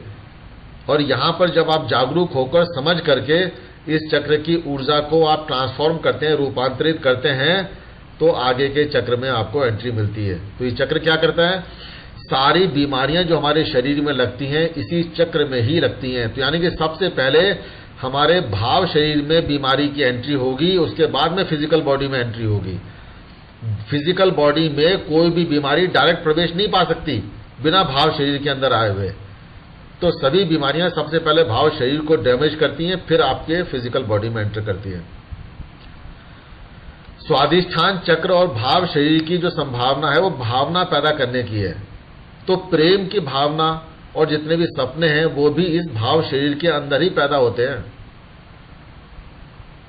ठीक है, और जो किसी में भावनाएं होती हैं, जैसे कि किसी में सामान्य बुद्धि का भाव देखने को मिल रहा है आपको, कोई अविश्वास की भावना देखने को मिलती है, कोई अवहेलना कर रहा है, कोई क्रूरता दिखा रहा है, कोई सर्वनाश करने का भाव दिखा रहा है, तो ये सारा क्या? ये भाव है।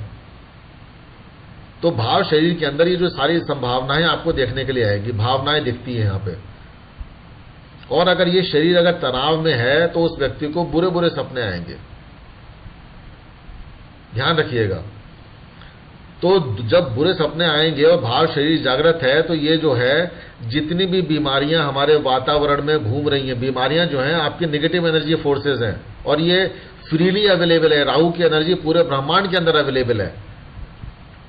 तो जब भी ये नेगेटिविटी हमारा भाव शरीर उसको कैच कर लेता है, तो अपनी भावनाओं के माध्यम से कैच कर लेता है।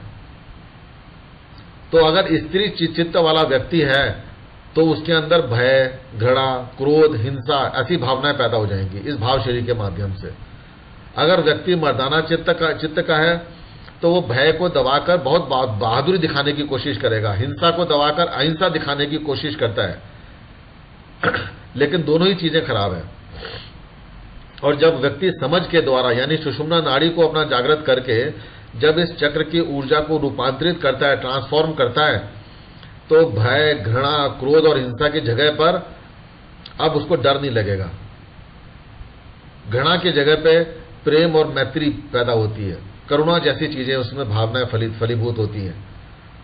तो जब ये चीजें होती हैं, एनर्जी ट्रांसफॉर्म हो गई, तो आपकी नेक्स्ट चक्र जो है यानी कि मणिपुर चक्र में आपकी एंट्री हो जाती है। जब आपको गुस्सा आ रहा है, किसी व्यक्ति को बहुत गुस्सा आ रहा है, उसको डर लग रहा है, तो इस चक्र का जो मंत्र है वम वम वम, इस मंत्र यानी वम मंत्र का, बीज मंत्र का उच्चारण करके आप किसी भी व्यक्ति को क्रोध को शांत करवा सकते हैं। उसको डर लग रहा है तो उसको भय को खत्म कर सकते हैं, डर को खत्म कर सकते हैं। किसी को डर लगता है कि मैं मर जाऊंगा, मेरी बीमारी ठीक नहीं होगी, मुझे गड़बड़ हो जाएगी, ये हो जाएगी, वो हो जाएगी, उसको बहुत डर लग रहा है। उसके डर से बाहर निकलने का सबसे बड़ा बढ़िया तरीका है, उसको बोलो कि बेटे वम मंत्र का, बीज मंत्र का जाप करना शुरू कर दे, तेरा डर हमेशा के लिए छोड़कर भाग जाएगा। ठीक है, ऐसे करके चलिए आगे चलते हैं मणिपुर चक्र की तरफ। अच्छा, पहली बात यह है कि जितने भी लोग आपको मिलेंगे जिनकी ऊर्जा स्वादिष्ठान चक्र में ज्यादा सक्रिय होगी, तो आप देखेंगे कि उनके जीवन में आमोद प्रमोद का ज्यादा महत्व रहता है। यानी कि उनको भौतिक सुख सुविधाओं की तरफ वो दौड़ते रहते हैं, हर चीज का उनको लुत्फ उठाना है। हाय पैसा, हाय पैसा, हाय पैसा, हाय मनोरंजन, यानी कि घूमते रहना, नाच गाने करते रहना, संगीत करते रहना, गाना और पिक्चरें देखना, है ना, फिल्म स्टारों के साथ में घूमना। तो जितना भी फिल्म इंडस्ट्री है उसके अंदर आपको देखने को मिलेगा कि स्वादिष्ठान चक्र तो जी एक्टिव है पूरी तरह से। और जब भी आपको वेस्ट में ज्यादा देखने को मिलेगा कि वेस्टर्न कंट्रीज के अंदर ये चक्र जो है ज्यादातर लोगों में एक्टिव मिलता है। और यहां पर जब ऊर्जा जो है ज्यादा गड़बड़ी होती है तो वैसे में व्यक्ति के अंदर आलस्य बढ़ा देती है। ठीक है, तो आलस्य बढ़ने की वजह से उसकी कर्मठता, काम की कमी आ जाती है और व्यक्ति जो है शराब और शबाब में, मौज मस्ती में अपने जीवन को बिताने लग जाता है और यहां से उसका पतन शुरू हो जाता है। लेकिन अगर आपने स्वादिष्ठान चक्र की ऊर्जा को ढंग से साध लिया तो मणिपुर चक्र आता है। ध्यान रखिए, बृहस्पति आ गए साथ में आपके। अब बृहस्पति का ज्ञान आपको ऊपर की तरफ उठा देने लग जाएगा। चलिए वापस चलते हैं, अब जाते हैं आगे बृहस्पति देव से मिलने के लिए। तो बृहस्पति देव क्या कह रहे हैं?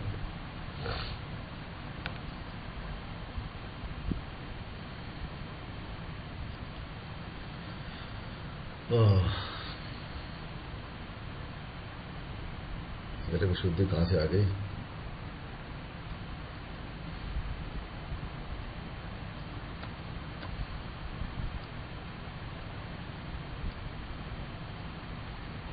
वापस आते हैं, जरा थोड़ा स्किप हो गया।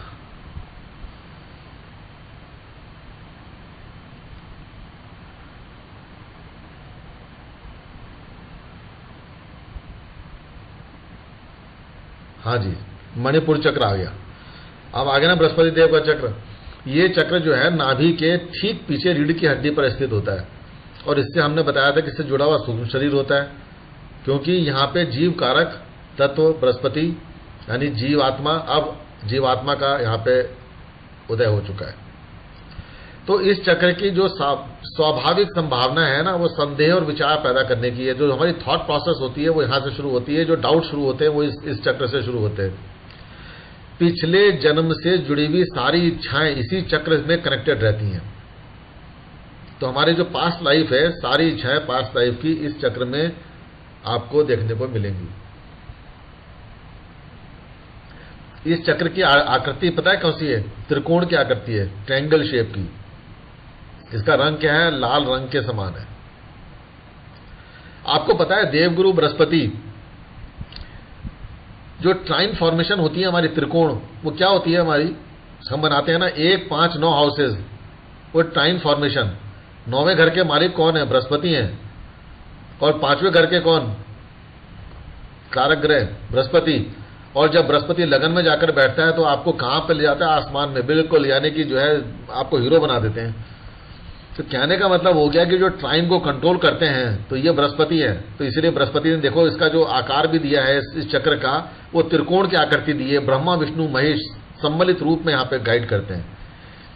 चलिए, तो इस चक्र की जो ऊर्जा है, और ये हमारे सारे बॉडी में जितने भी ऊर्जा है उसका एक बहुत बढ़िया केंद्र बिंदु है। सारे शरीर में एनर्जी का जो फ्लो है वो यहां से है हमारा। ये अग्नि तत्व है। इसलिए जो 1-5-9 राशियां हैं, मेष राशि, सिंह राशि और बृहस्पति की तीसरी जो है वो है कौन सी, धनु राशि। तीनों राशियां कौन सी हैं, अग्नि तत्व की राशियां हैं। तो ये जो चक्र है ये अग्नि तत्व को नियंत्रित करता है। इसमें राजसिक गुण है। इस चक्र के अंदर 10 पंखुड़ियां देखने को मिलती हैं। तो 10 पंखुड़ियों का चक्र है ये। मैं बहुत ज्यादा डिटेल में नहीं जा रहा हूं, नहीं तो मैं आपको ना 10 महाविद्याओं को, 10 देवियों को, मैं हर एक के साथ में डेटीज जुड़े हुए हैं सारे चक्राओं के साथ में, मैं वहां तक भी आपको ले जा सकता हूं। लेकिन मेरे इस कोर्स का वो इतना डिटेल में जाने का प्लान नहीं है। तो लेकिन फिर भी जो भी मैं दे रहा हूं काफी अच्छी समझी है। देखिए, इस चक्र से जुड़ी हुई जो हमारी जो एक्शंस हैं वो होती हैं चीजें जो हैं, लज्जा, किसी का दुष्ट स्वभाव है वो वाला भाव, ईर्ष्या की भावना, तृष्णा यानी कि किसी चीज की तृष्णा रखना, मोह, घृणा, भय, ये सारे चीजें जो हैं इस चक्र से नियंत्रित हो जाती हैं। हमारे मन के ऊपर और हमारे शरीर पे पड़ने वाला जो सीधा प्रभाव होता है वो मणिपुर चक्र से ही पड़ता है। तो मन अच्छा तो कटौती में गंगा, और शरीर अच्छा तो आप बड़े से बड़ा कर्म कर सकते हैं। तो मन और शरीर दोनों को साधने वाला ये मणिपुर चक्र है, यानी बृहस्पति। और इसका बीज मंत्र है रम। और अब बात कर लेते हैं जरा स्त्री और पुरुष चित्त वाले व्यक्ति की। अगर स्त्री चित्त वाला व्यक्ति है तो उसके अंदर ये संदेह, डाउट पैदा कर देगा, और वो व्यक्ति अपने ही थॉट प्रोसेस में, अपने डाउट में घुट कर रह जाता है, और अपने फायदे की जगह पे वो नुकसान करता चला जाता है, अपने आप को मारता चला जाता है। और क्योंकि इसकी जो संभावना है वो ईर्ष्या करने के लिए है, तो आपने बहुत देखे होंगे कि कोई व्यक्ति उसके पास सब कुछ है लेकिन ईर्ष्या में ही वो मर जाता है। वो ईर्ष्या करने यानी कि जलन में ही परेशान हो जाके और अपने आप को खत्म कर लेता है। उसको अपने एंजॉय नहीं कर पाता लाइफ में, वो ईर्ष्या में इतना डूब जाता है। तो दूसरे के पास में ऐसा इतना क्यों है? वो व्यक्ति, उसके कुंडली के अंदर मणिपुर चक्र एक्टिव है उसके शरीर में, और वो व्यक्ति स्त्री चित्त वाला है। लेकिन अगर मर्दाना चित्त का होगा तो वो अपने डाउट का दमन करेगा, और वो ऐसा दिखाएगा कि उसे विश्वास है, तो वो भी गलत है। एनर्जी कहां से फ्लो करनी है? सुषुम्ना से, यानी कि अपनी ऊर्जा को समझ करके रूपांतरित करनी है। तब किया जाए तो होगा क्या होगा कि श्रद्धा का जन्म होगा, विश्वास का जन्म होगा, उसके पास में विवेक उसको प्राप्त होगा, ठीक है, जागरूकता प्राप्त होगी उसको, ठीक है। तो ये सारी चीजें उसके अंदर मिलेंगी। तो ऐसा करने से आप एनर्जी को ट्रांसफॉर्म करके अनाहत चक्र में प्रवेश प्राप्त कर सकते हैं। अगर कोई व्यक्ति डर की वजह से प्रार्थना कर रहा है, पूजा कर रहा है, कर्म कांड करने वाला व्यक्ति है, मतलब उसको बोला बेटे तेरा बृहस्पति खराब है, तेरा शनि खराब है, तेरा राहु खराब है, तेरा चंद्रमा तुझे बहुत परेशान कर रहा है, तू ऐसा कर, रोज मंदिर जाया कर, रोज पूजा पाठ ना कर, पाठ करेगा तो बच जाएगा, नहीं तो ये तेरे को ना डुबो देगा। अब वो व्यक्ति डर गया। वो इंसान डर करके जो है जा रहा है, मंदिर जा रहा है, घंटी बजा रहा है, पूजा पाठ कर रहा है, मंत्र जाप कर रहा है तो अब उसका सब कुछ गड़बड़ हो जाएगा। मतलब वो दबाने की कोशिश कर रहा है, तो डाउट हो गया ना उसके दिमाग में। एक आपने उसके दिमाग में संदेह पैदा कर दिया कि अगर वो ऐसा नहीं करेगा तो वो डूब जाएगा। तो उसके मणिपुर चक्र को आपने अव्यवस्थित कर दिया, खराब कर दिया। लेकिन अगर इसकी जगह पे वो व्यक्ति सच्ची श्रद्धा से भगवान के साथ अपनी एकाकार स्थापित कर ले तो उसका अनाहत चक्र जागृत हो जाएगा, मणिपुर की ऊर्जा सद जाएगी चक्र की, और वो पॉजिटिविटी उसके लाइफ में आने शुरू हो जाएगी। तो देखिए, इस तरह से आप चीजों को समझाइए और समझिए। अगर जो है आपकी ऊर्जा मणिपुर चक्र पर ज्यादा सक्रिय रहेगी तो आप देखेंगे कि आपके अंदर कर्म यानी कर्म करने की प्रधानता होगी। ऐसे व्यक्ति को हम बोलते हैं कर्म योगी। और ऐसा व्यक्ति दुनिया का हर काम करने के लिए तैयार हो जाता है, चाहे उसका वो अपना काम हो या किसी दूसरे का सामाजिक काम हो, हर काम करने के लिए तैयार है व्यक्ति। तो ऐसे कर्म योगी है ये। तो उनकी ऊर्जा मणिपुर चक्र पे ज्यादा केंद्रित देखने को मिलती है। उनको डर भी इसी बात का लगता है कि अगर ऐसा ना हुआ, गड़बड़ हो गया तो मेरा तो सब ठप हो जाएगा, मेरा काम रुक जाएगा। तो इसलिए ऊर्जा को सही ढंग से रूपांतरित यहां पे करना चाहिए। ओके, अनाहत चक्र की एंट्री करते हैं। देखिए, अनाहत चक्र मैंने बताया था हृदय से कनेक्टेड है, तो हृदय के बीचों बीच रीढ़ की हड्डी पर इस चक्र की स्थिति है। इस चक्र को सौर मंडल कहा जाता है। इसका जो रंग मैंने बताया था हल्का हरा रंग है। आकार जो है षटकोण का है, तो षटकोण का इसका आकार है। इसमें चक्र में 12 पंखुड़ियां हैं, ध्यान रखिए 12 पंखुड़ियां। आध्यात्मिक दृष्टि से यहीं से ही किसी भी व्यक्ति के अंदर सतोगुण की शुरुआत होती है। सतोगुण यानी सतगुण जो है उसकी शुरुआत इसी चक्र से होती है। और भावनाओं और अनुभूति, किसी को महसूस करना और भावना, उसकी भी शुरुआत इसी चक्र से है। वृत्तियों की बात करी जाए तो आशा, चिंता, ममता, अहंकार, विवेक, तो ये सारी चीजें आपको, कपटता, ये सारी चीजें आपको इसी चक्र से दिखती हैं। और पिछले जन्म की इच्छा और इस जन्म की इच्छा, पिछले जन्म की इच्छा हमने कहां बताई थी आपको? स्वाधिष्ठान चक्र में। उसके बाद में इस जन्म की इच्छा और पिछले जन्म की इच्छा के साथ में जो कनेक्शन एस्टेब्लिश होता है वो अनाहत चक्र में होता है, आपके हृदय में उसका वो है।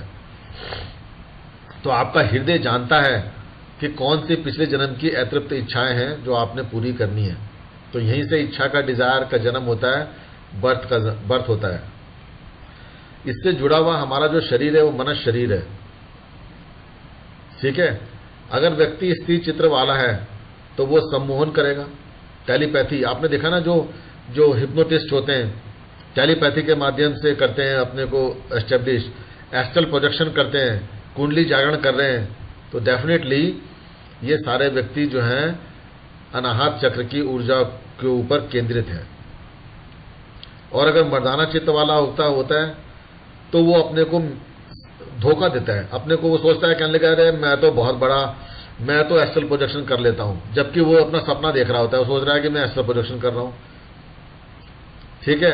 वो व्यक्ति कहेगा अरे मेरी तीसरी आंख खुल गई, मेरी कुंडली जागृत हो गई, लेकिन वो अपने को धोखे में डाल रहा होता है। ना तो उसकी तीसरी आंख खुली, ना उसकी कुंडली जागृत हुई, ना उसकी एनर्जी कहीं पे बैलेंस आउट हुई। वो दबाने की कोशिश कर रहा है और अपने को धोखे में डालता है, उससे कोई फायदा नहीं होता। तो यहां पे स्त्री चित्र और मर्दाना चित्र दोनों को एनर्जी देना वो गलत है। सुषुम्ना से हमने करनी है इसकी जो है। और इस चक्र के ऊपर खासियत यह है कि अगर आपने इस चक्र को साधना है तो इसका बीज मंत्र है यम यम यम। जब आप इस मंत्र से जाप करके अपनी एनर्जी को इस चक्र पे व्यवस्थित करते हैं तो यहां पे आपको एक जरूरत पड़ती है दो चीजों की। एक तो इस चक्र पे जो ध्यान करना है आपको गुरु का ध्यान करना होता है, और दूसरी चीज है प्राणायाम करना। तो इसमें प्राणायाम अगर आप करते हैं तो आपको गलती नहीं होती है, आपका चित्त सदाबहार रहता है, ठीक है। क्योंकि शरीर, इससे जुड़ा हुआ शरीर हमारा मनस शरीर है, तो ये चक्र जो है आपके मनस शरीर को डेवलप करता है, कल्पना और स्वप्न पैदा करता है, ठीक है। अलग अलग प्रकार की आपकी इच्छाओं को भी पैदा करता है। अब इसमें जो है जो चक्र को एक्टिव कई लोग कर लेते हैं, कई बार जो है ना जो गलत बिना गुरु के जो है जो काम करते हैं, इस चक्र के ऊपर अपनी ऊर्जा को बिठा लेते हैं, तो कई बार ऐसे इस चक्र के एक्शन में आने की वजह से कई बार गलतियां हो जाती हैं। गलतियां कैसे चल रही होती हैं कि इस चक्र में व्यक्ति जो है स्वर्ग का आनंद भी भुगत सकता है। यानी कि अगर सही ढंग से चक्र जागृत हो गया, गुरु की कृपा से जागृत हुआ है, गुरु के सानिध्य की वजह से जागृत हुआ है, तो उस व्यक्ति को स्वर्ग का होगा, क्योंकि यहां पे मनस शरीर जुड़ा हुआ है। और अदरवाइज अगर गलत तरीके से जागृत होता है तो व्यक्ति नरक के समान दुख भुगतेगा इस जीवन में। व्यक्ति कहेगा आपने जब उसको दुख होंगे, अरे मेरी तो शनि की 7.5 चल रही है, इसलिए मैं गरीब हो गया, इसलिए मेरे काम नहीं बन रहे। ऐसे कर करके वो बहुत ज्यादा अपने को नेगेटिविटी में डालता चला जाएगा और वो बर्बाद हो जाता है। लेकिन जब इसको सोच समझकर जागरूक करके ऊर्जा को ट्रांसफॉर्म आप करते हैं तो आपका जो स्वप्न है वो एक विजन में कन्वर्ट हो जाता है। यानी कि अब वो यथार्थ सत्य है, तो विजन बन जाता है।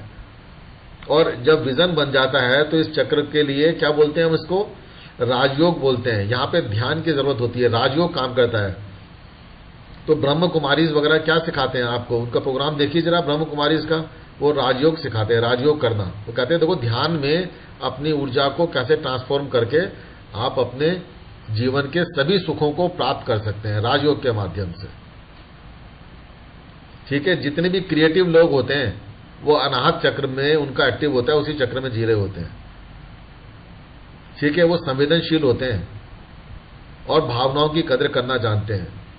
आपको राइटर्स और जो पेंटर्स हैं, जो आर्टिस्ट हैं, जो क्रिएटिव फील्ड से जुड़े हुए हैं, ठीक है, जो स्कल्पचर्स हैं, वो सभी लोग आपको इस चक्र के अंदर देखने को मिल जाएंगे।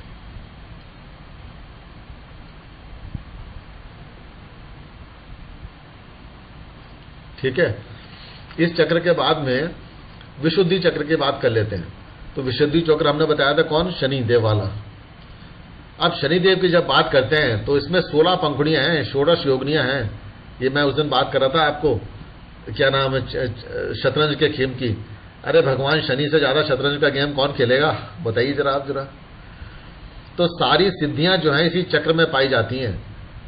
तो जितनी भी आपको उच्चतम आध्यात्मिक शक्तियां चाहिए, अनुभूतियां चाहिए, विशुद्धि चक्र में मिलती हैं। कंठ के पीछे इसकी स्थिति है, इससे जुड़ा हुआ हमारा आध्यात्मिक शरीर है। सारा आध्यात्मिक ज्ञान प्राप्त करना है तो भौतिक शरीर से अलग हटना पड़ता है। यानी कि आपको मेटेलिस्टिक वर्ल्ड से जब आप अलग हट जाते हैं तभी तो आपको आध्यात्मिक ज्ञान प्राप्त होता है, तभी तो आपको आध्यात्म की तरफ जुड़ते हैं। तो यानी कि शनि ही becomes very important planet for a spirituality. तो कि शनि जो है रेस्ट्रिक्शन है। तो जब आपको भौतिक जगत से यानी कि मोह माया से जिसने दूर कर दिया वो प्लैनेट शनि है। और तब आपका ध्यान कहां जाएगा, स्पिरिचुअल वर्ल्ड के अंदर। तब आपका आध्यात्मिक जीवन शुरू होता है। इसलिए मोक्ष को प्राप्त करने के लिए मरना जरूरी है। कहते हैं ना कि मोक्ष तभी मिलेगा जब मरेंगे आप जो है। तो जब आप मरते हैं तो मोक्ष मिलता है।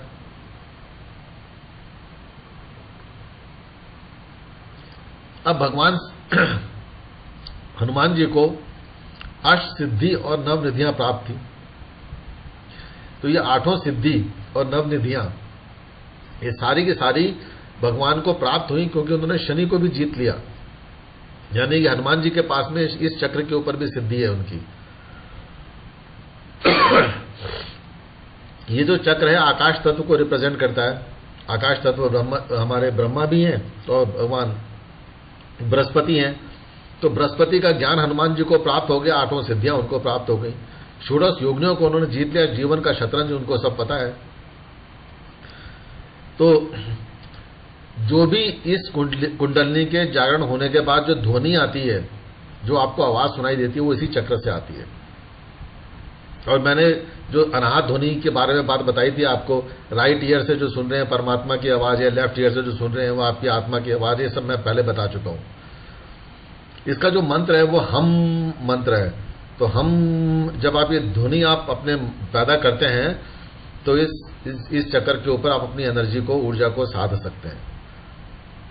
भौतिक ज्ञान, कल्याण, महान कार्य करना, ईश्वर में समर्पण करना, विष और अमृत की पहचान, ये सारी चीजें जो है आपकी इसी चक्र से जुड़ी हुई है।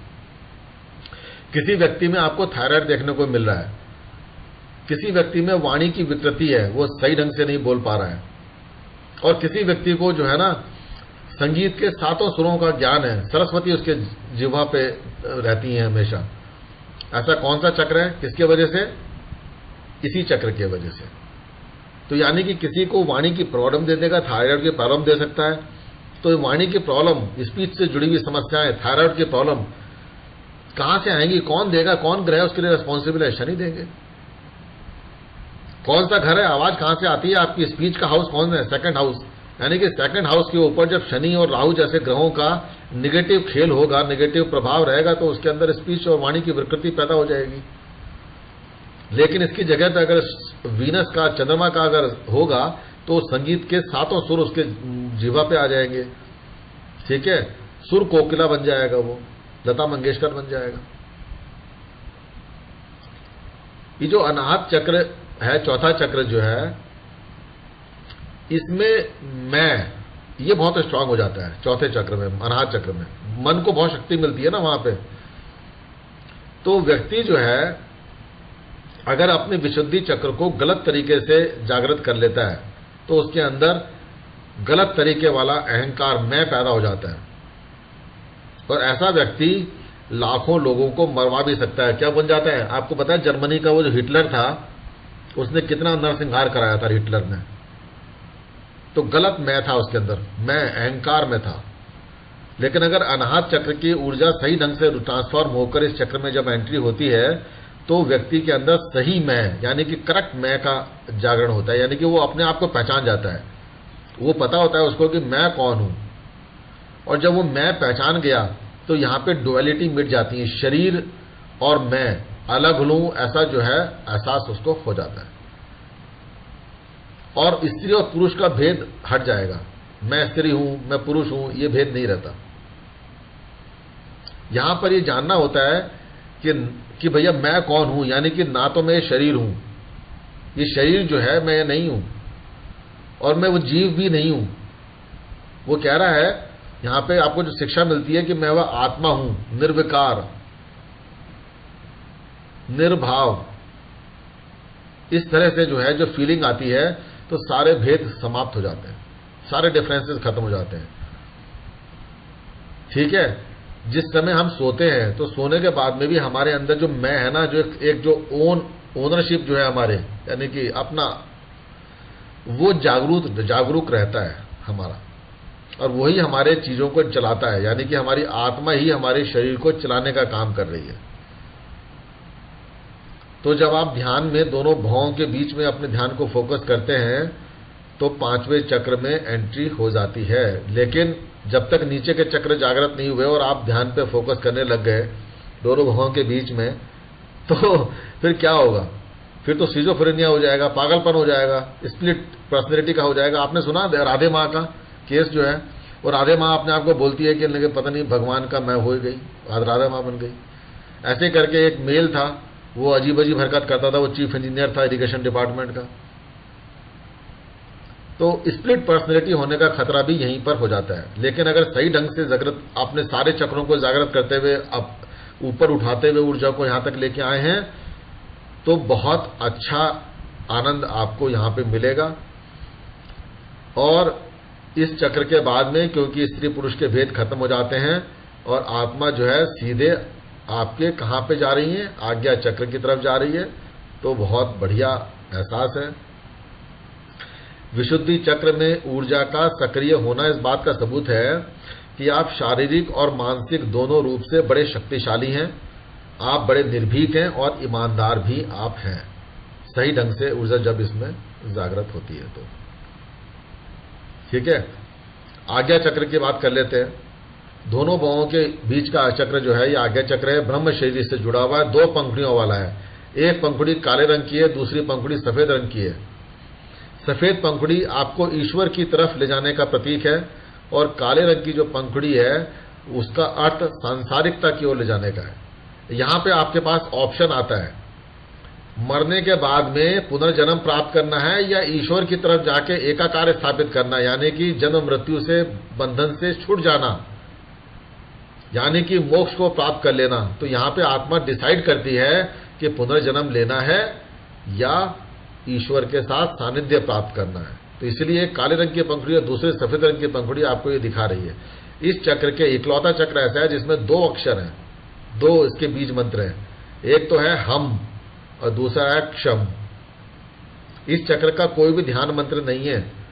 ये पंच तत्वों से, यानी पांचों तत्वों और मन से भी ऊपर का यह ध्यान है, इसका मतलब मंत्र है ये। क्योंकि इस चक्र की जो स्थिति है आपके पांचों तत्वों से ऊपर उठकर है। और अगर यहां पर आप मंत्र का जाप करते रहते हैं तो शरीर के सारे चक्र नियंत्रित भी होते हैं, और इसी चक्र पर आकर आपकी ईड़ा और पिंगला नाड़ी और सुषुम्ना आकर खुल जाती है, यानी तीनों की तीनों नाड़ियां इस चक्र पे मिलती है। देखिए आप यहां पे जहां मेरा कर्सर है, यानी कि ईड़ा नाड़ी भी, पिंगला नाड़ी भी और सुषुम्ना भी, तीनों के तीनों यहां पर आकर आज्ञा चक्र पे मिल रही हैं। तो इसलिए, और यहां पर जो मन है वो मुक्त अवस्था में पहुंच जाता है। पांचवें चक्र को पार कर लेने पर आत्मा को भौतिक शरीर की जरूरत नहीं होती है, तो इसलिए इस चक्र में आपको फिजिकल बॉडी चाहिए ही नहीं, बाकी के शरीर नहीं चाहिए होते हैं आज्ञा चक्र के लिए।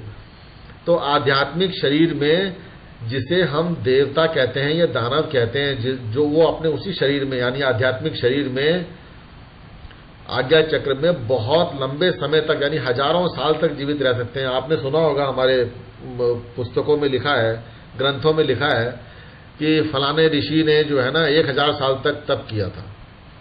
अब बताइए कि जो 100 साल से ज्यादा कोई व्यक्ति जीवित नहीं रह सकता, वो 1000 साल कैसे जीवित रहा? क्योंकि 1000 साल में उन्होंने जो तपस्या करी है आज्ञा चक्र में बैठकर अपने, ठीक है, इस चक्र में बैठकर उन्होंने तपस्या करी है। यहां पे फिजिकल बॉडी की जरूरत नहीं होती है, ठीक है, ये चीजें।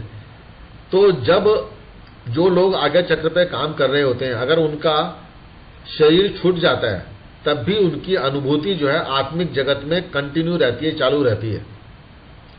अर्थात वो अपने आध्यात्मिक शरीर में जीवित रहते हैं और उनको अपने साधना के लिए भौतिक शरीर की जरूरत ही नहीं पड़ती है, कोई फिजिकल बॉडी नहीं है, क्योंकि वो आध्यात्मिक शरीर के अंदर बैठे हुए हैं इस चक्र में। तो जिनको हम कहते हैं देवता या दानव, वो किसके लिए काम करते हैं? देवता जो है अपने पृथ्वी पर रहने वाले लोगों के लिए पॉजिटिव कर्म करेंगे, उन्हें हम देव कह रहे हैं। और जो दानव लोग हैं वो अपने पृथ्वी पर बैठे हुए जो नकारात्मक शक्ति वाले जो लोग हैं, दानव लोग हैं, उनके लिए काम करेंगे, इसलिए वो दानव कहलाते हैं। तो वो दोनों के दोनों जो देवता हैं, दानव हैं, वो अपने आध्यात्मिक शरीर में रहकर अपने जो लोग हैं उनको उनकी मदद करते हैं। ये जो परम ऊर्जा है, इसी चक्र में निवास करने वाले भगवान शिव की ऊर्जा है। दोनों तरीके की पॉजिटिविटी भी है, नेगेटिविटी भी है इसमें। अगर हम अपने मैं हूं यानी कि अहम ब्रह्मास्मि, मैं ही ब्रह्म हूं, अगर इस चीज को हम त्याग दें, यानी कि मैं को त्याग दें, अपने अहंकार को त्याग दें इस चक्र से, क्योंकि सूर्य का चक्र ही है, ठीक है, आज्ञा चक्र सूर्य का मैंने बताया था। तो अगर हम अपनी अहंकार को यहां पे त्याग दें तो हमारी एंट्री होती है सहस्त्रार चक्र में, शिव चक्र में एंट्री हो जाती है। और उससे पहले कि मैं सहस्त्रार चक्र में जाऊं, आपको बताता हूं कि ये जो आज्ञा चक्र में है, जो भी लोग अपने आज्ञा चक्र में आए, ऐसे लोगों को वापस पृथ्वी पर जब भी वो सारे भौतिक शरीर में आते हैं, जन्म लेते हैं, अपना शरीर लेके आते हैं, तो उनके पास वो सारा ज्ञान होता है, सारा आध्यात्मिक ज्ञान होता है, जो कि उन्होंने अपने आत्मिक जगत में, आध्यात्मिक जगत में जो प्राप्त किया है। इसलिए वो लोग विश्व की सारी बातें, जैसे वेद शास्त्र, आयुर्वेद, ज्योतिष, सब कुछ लिख सकते हैं। हमारे ऋषि मुनियों ने जो ग्रंथ लिखे, ज्योतिष के ग्रंथ लिखे हैं, वैदिक ग्रंथ लिखे, ये सारे ग्रंथ उन्होंने कैसे लिख दिए? महर्षि वेद व्यास ने कैसे ग्रंथ लिख दिए हैं? चरक ऋषि ने कैसे आपको सारा का सारा ज्ञान दे दिया? तो जितने भी ये चीजें हैं, क्योंकि उन्होंने उनको आध्यात्मिक जगत में, आत्मिक जगत में सारा ज्ञान प्राप्त हुआ साधना के माध्यम से, तो वो सारा ज्ञान उनके पास में ऑटोमेटिकली ट्रांसफर हो जाता है इस चक्र के माध्यम से। तो वापिस भौतिक शरीर जब उन्होंने प्राप्त कर लिया, सारा कुछ कर सकते हैं। जिनका आज्ञा चक्र अर्थात थर्ड आई खुल जाती है, वो लोग कभी भी अपना एडवर्टीजमेंट नहीं करते। वो विश्व गुरु होते हैं, लेकिन अपने आप को गुरु बताने की कोशिश नहीं करते। ये ब्रह्म ज्ञानी लोग हैं, और बहुत कम लोग ऐसे धरती पे आते हैं जो सातवें शरीर में जाने के लिए। आप ये बताइए, भगवान राम भगवान विष्णु का अवतार है, वो क्या ज्ञानी नहीं थे? बहुत ज्ञानी, महाज्ञानी। क्योंकि भगवान विष्णु का जो सारा का सारा जो ज्ञान है, जो आध्यात्मिक ज्ञान है, सारा का सारा उनके पास में है। भगवान कृष्ण ने अवतार लिया, क्या उनके पास ज्ञान नहीं था? पूरा का पूरा गीता उन्होंने ही सुनाई है अर्जुन को। क्यों दिखाई, कैसे सुना दी उन्होंने? क्योंकि वो आध्यात्मिक पुरुष हैं, पूरे सहस्त्रार यानी कि अपने कितना तपस्या में लीन रहे हैं वो। भगवान शिव विष्णु का ध्यान करते रहते हैं, तपस्या में लीन है। ऐसे विष्णु भगवान भी तपस्या में लीन है, सारा ज्ञान उनके पास है। अगर आपको स्त्री का शरीर प्राप्त हुआ है,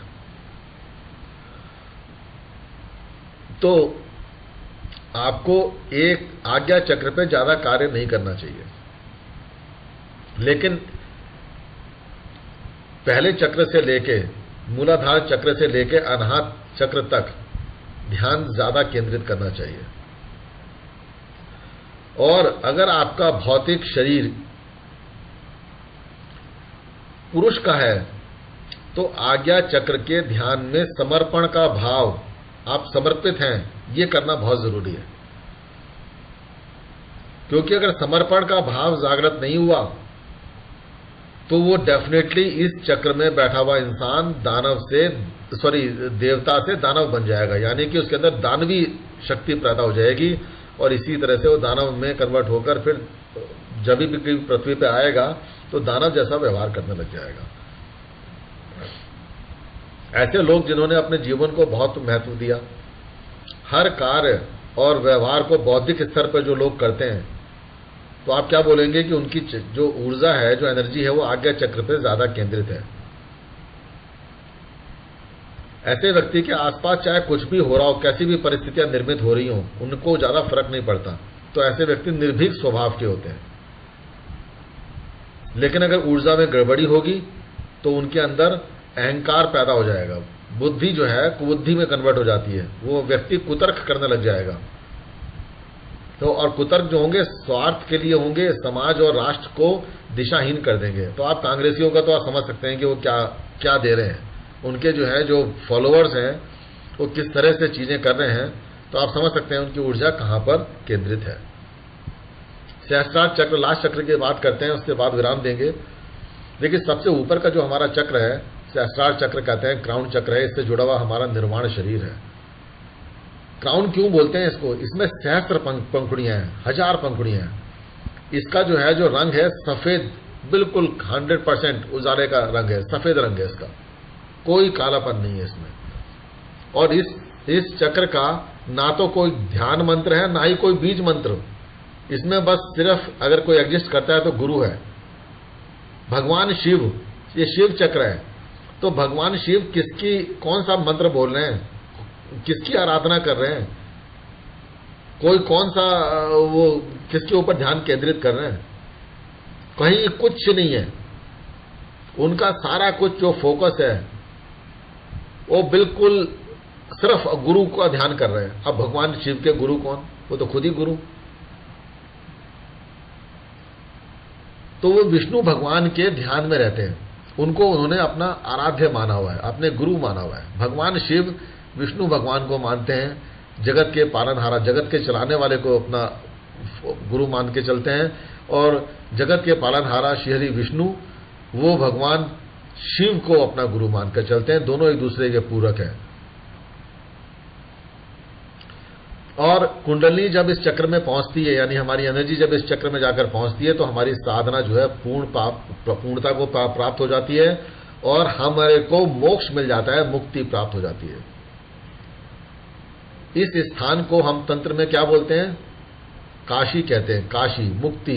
यानी कि आपका जो है जो काशी विश्वनाथ जी हैं, ये मुक्ति का धाम है, मुक्ति धाम बोलते हैं इसको। ठीक है। छठे भाव में यानी कि आज्ञा चक्र में हमने कहा था कि अहम ब्रह्मास्मि, मैं ही ब्रह्म हूं, इसका बोध को त्याग देना चाहिए, मैं को छोड़ करके। तो सातवें शरीर में यानी कि सातवें चक्र में आपकी एंट्री हो गई। अगर भौतिक शरीर में अगर नकारात्मक मन लेकर आपका है और कुछ भी पाने का आपको ख्याल ना हो, तो सातवें शरीर में एंट्री आसान हो जाती है। यानी कि नेगेटिव मन लेके बैठे हैं, कुछ भी नहीं चाहिए मुझे, कुछ भी मुझे नहीं चाहिए, मेरे पास कुछ है या नहीं है, ये चीज आपको इंपॉर्टेंट ही नहीं है आपके लिए। तो निर्वाण है। भगवान शिव के पास में क्या है क्या नहीं है उससे उनको फर्क ही नहीं पड़ता। लेकिन जब वो डाउनग्रेड हुए थे एक बार, कब हुए थे? जब सती जो है, सती ने दाह संस्कार कर लिया था, अपने को हवन कुंड में डाल दिया दक्ष प्रजापति के, तो भगवान शिव जो है बड़े विचलित हो गए थे, तो वो नीचे आ गए थे, यानी कि उनकी एनर्जी नीचे चली गई, तभी उनको विचलन हुआ। अदरवाइज भगवान शिव को फर्क ही नहीं पड़ता इस चीज में कि वो बर्फ में बैठे हुए हैं या अग्नि में बैठे हुए हैं, वो शमशान में बैठे हुए हैं या किसी बहुत ग्रेट जगह पे बैठे हुए हैं, कुछ फर्क ही नहीं पड़ता उनको। तो यहाँ पे जो उनका ध्यान है वो पूरे शिव लोक में है, अपने स्वरूप में है। तो निर्वाण पाने की इच्छा 7वें चक्र में प्रवेश के लिए बाधक बन जाती है। अगर आपने कहा कि अब मेरे को ना आज्ञा चक्र में एंट्री मिल गई, अब तो मैं सहस्त्रार चक्र में जाऊंगा, तो ये इच्छा पैदा हो गई, ये सहस्त्रार चक्र में आपको निर्वाण प्राप्त करना है, आपको मोक्ष प्राप्त करना है। मोक्ष को पाने की इच्छा ही आपके लिए बाधक बन जाती है। आपको मोक्ष का मतलब ही नहीं है, आपके लिए इंपॉर्टेंस नहीं है। तो मोक्ष को प्राप्त ना करने की इच्छा रखना भी, कुछ भी प्राप्त ना करने की इच्छा रखना, यहां पे सहस्त्रार चक्र की भगवान शिव से एकाकार स्थापित करने की सबसे बड़ी परम कुंजी है, सबसे बड़ी की है। ठीक है, भगवान शिव सुलभ हैं। पार्वती ने कहा कि मुझे आपको अपने पति के रूप में प्राप्त करना है। भगवान शिव ने कहा ठीक है, कोई दिक्कत नहीं है, आ जाओ। तो यानी कि आज्ञा चक्र तक पहुंच गए, वहां पे जहां पे अस्तित्व है, शरीर हो या ना हो। तो भगवान शिव ने कहा कि अर्धनारीश्वर स्वरूप में कि शिव और शक्ति तो एक ही हैं, हम दोनों एक हैं, एक साथ में बैठे हुए हैं। हमारे पास शरीर है नहीं है, डजंट मैटर। तो 7वां चक्र जब हम पाते हैं तो हमारी जो कॉन्शियसनेस है, हमारी जो आत्मा की जो चेतना है, वो अपना अस्तित्व खो देती है। यानी कि चेतना के मैंने जो 7 लेवल बताए थे आपको, कॉन्शियसनेस के जो 7th लेवल थे, ये 7th लेवल ऑफ कॉन्शियसनेस है। और यहां पर सब कुछ खत्म हो गई, अब अस्तित्व भी खत्म हो गया, अस्मिता भी खत्म, कुछ नहीं है, एग्जिस्टेंस भी नहीं है, तो जीरो है। तो भगवान शिव को आप क्या बोलेंगे? जीरो।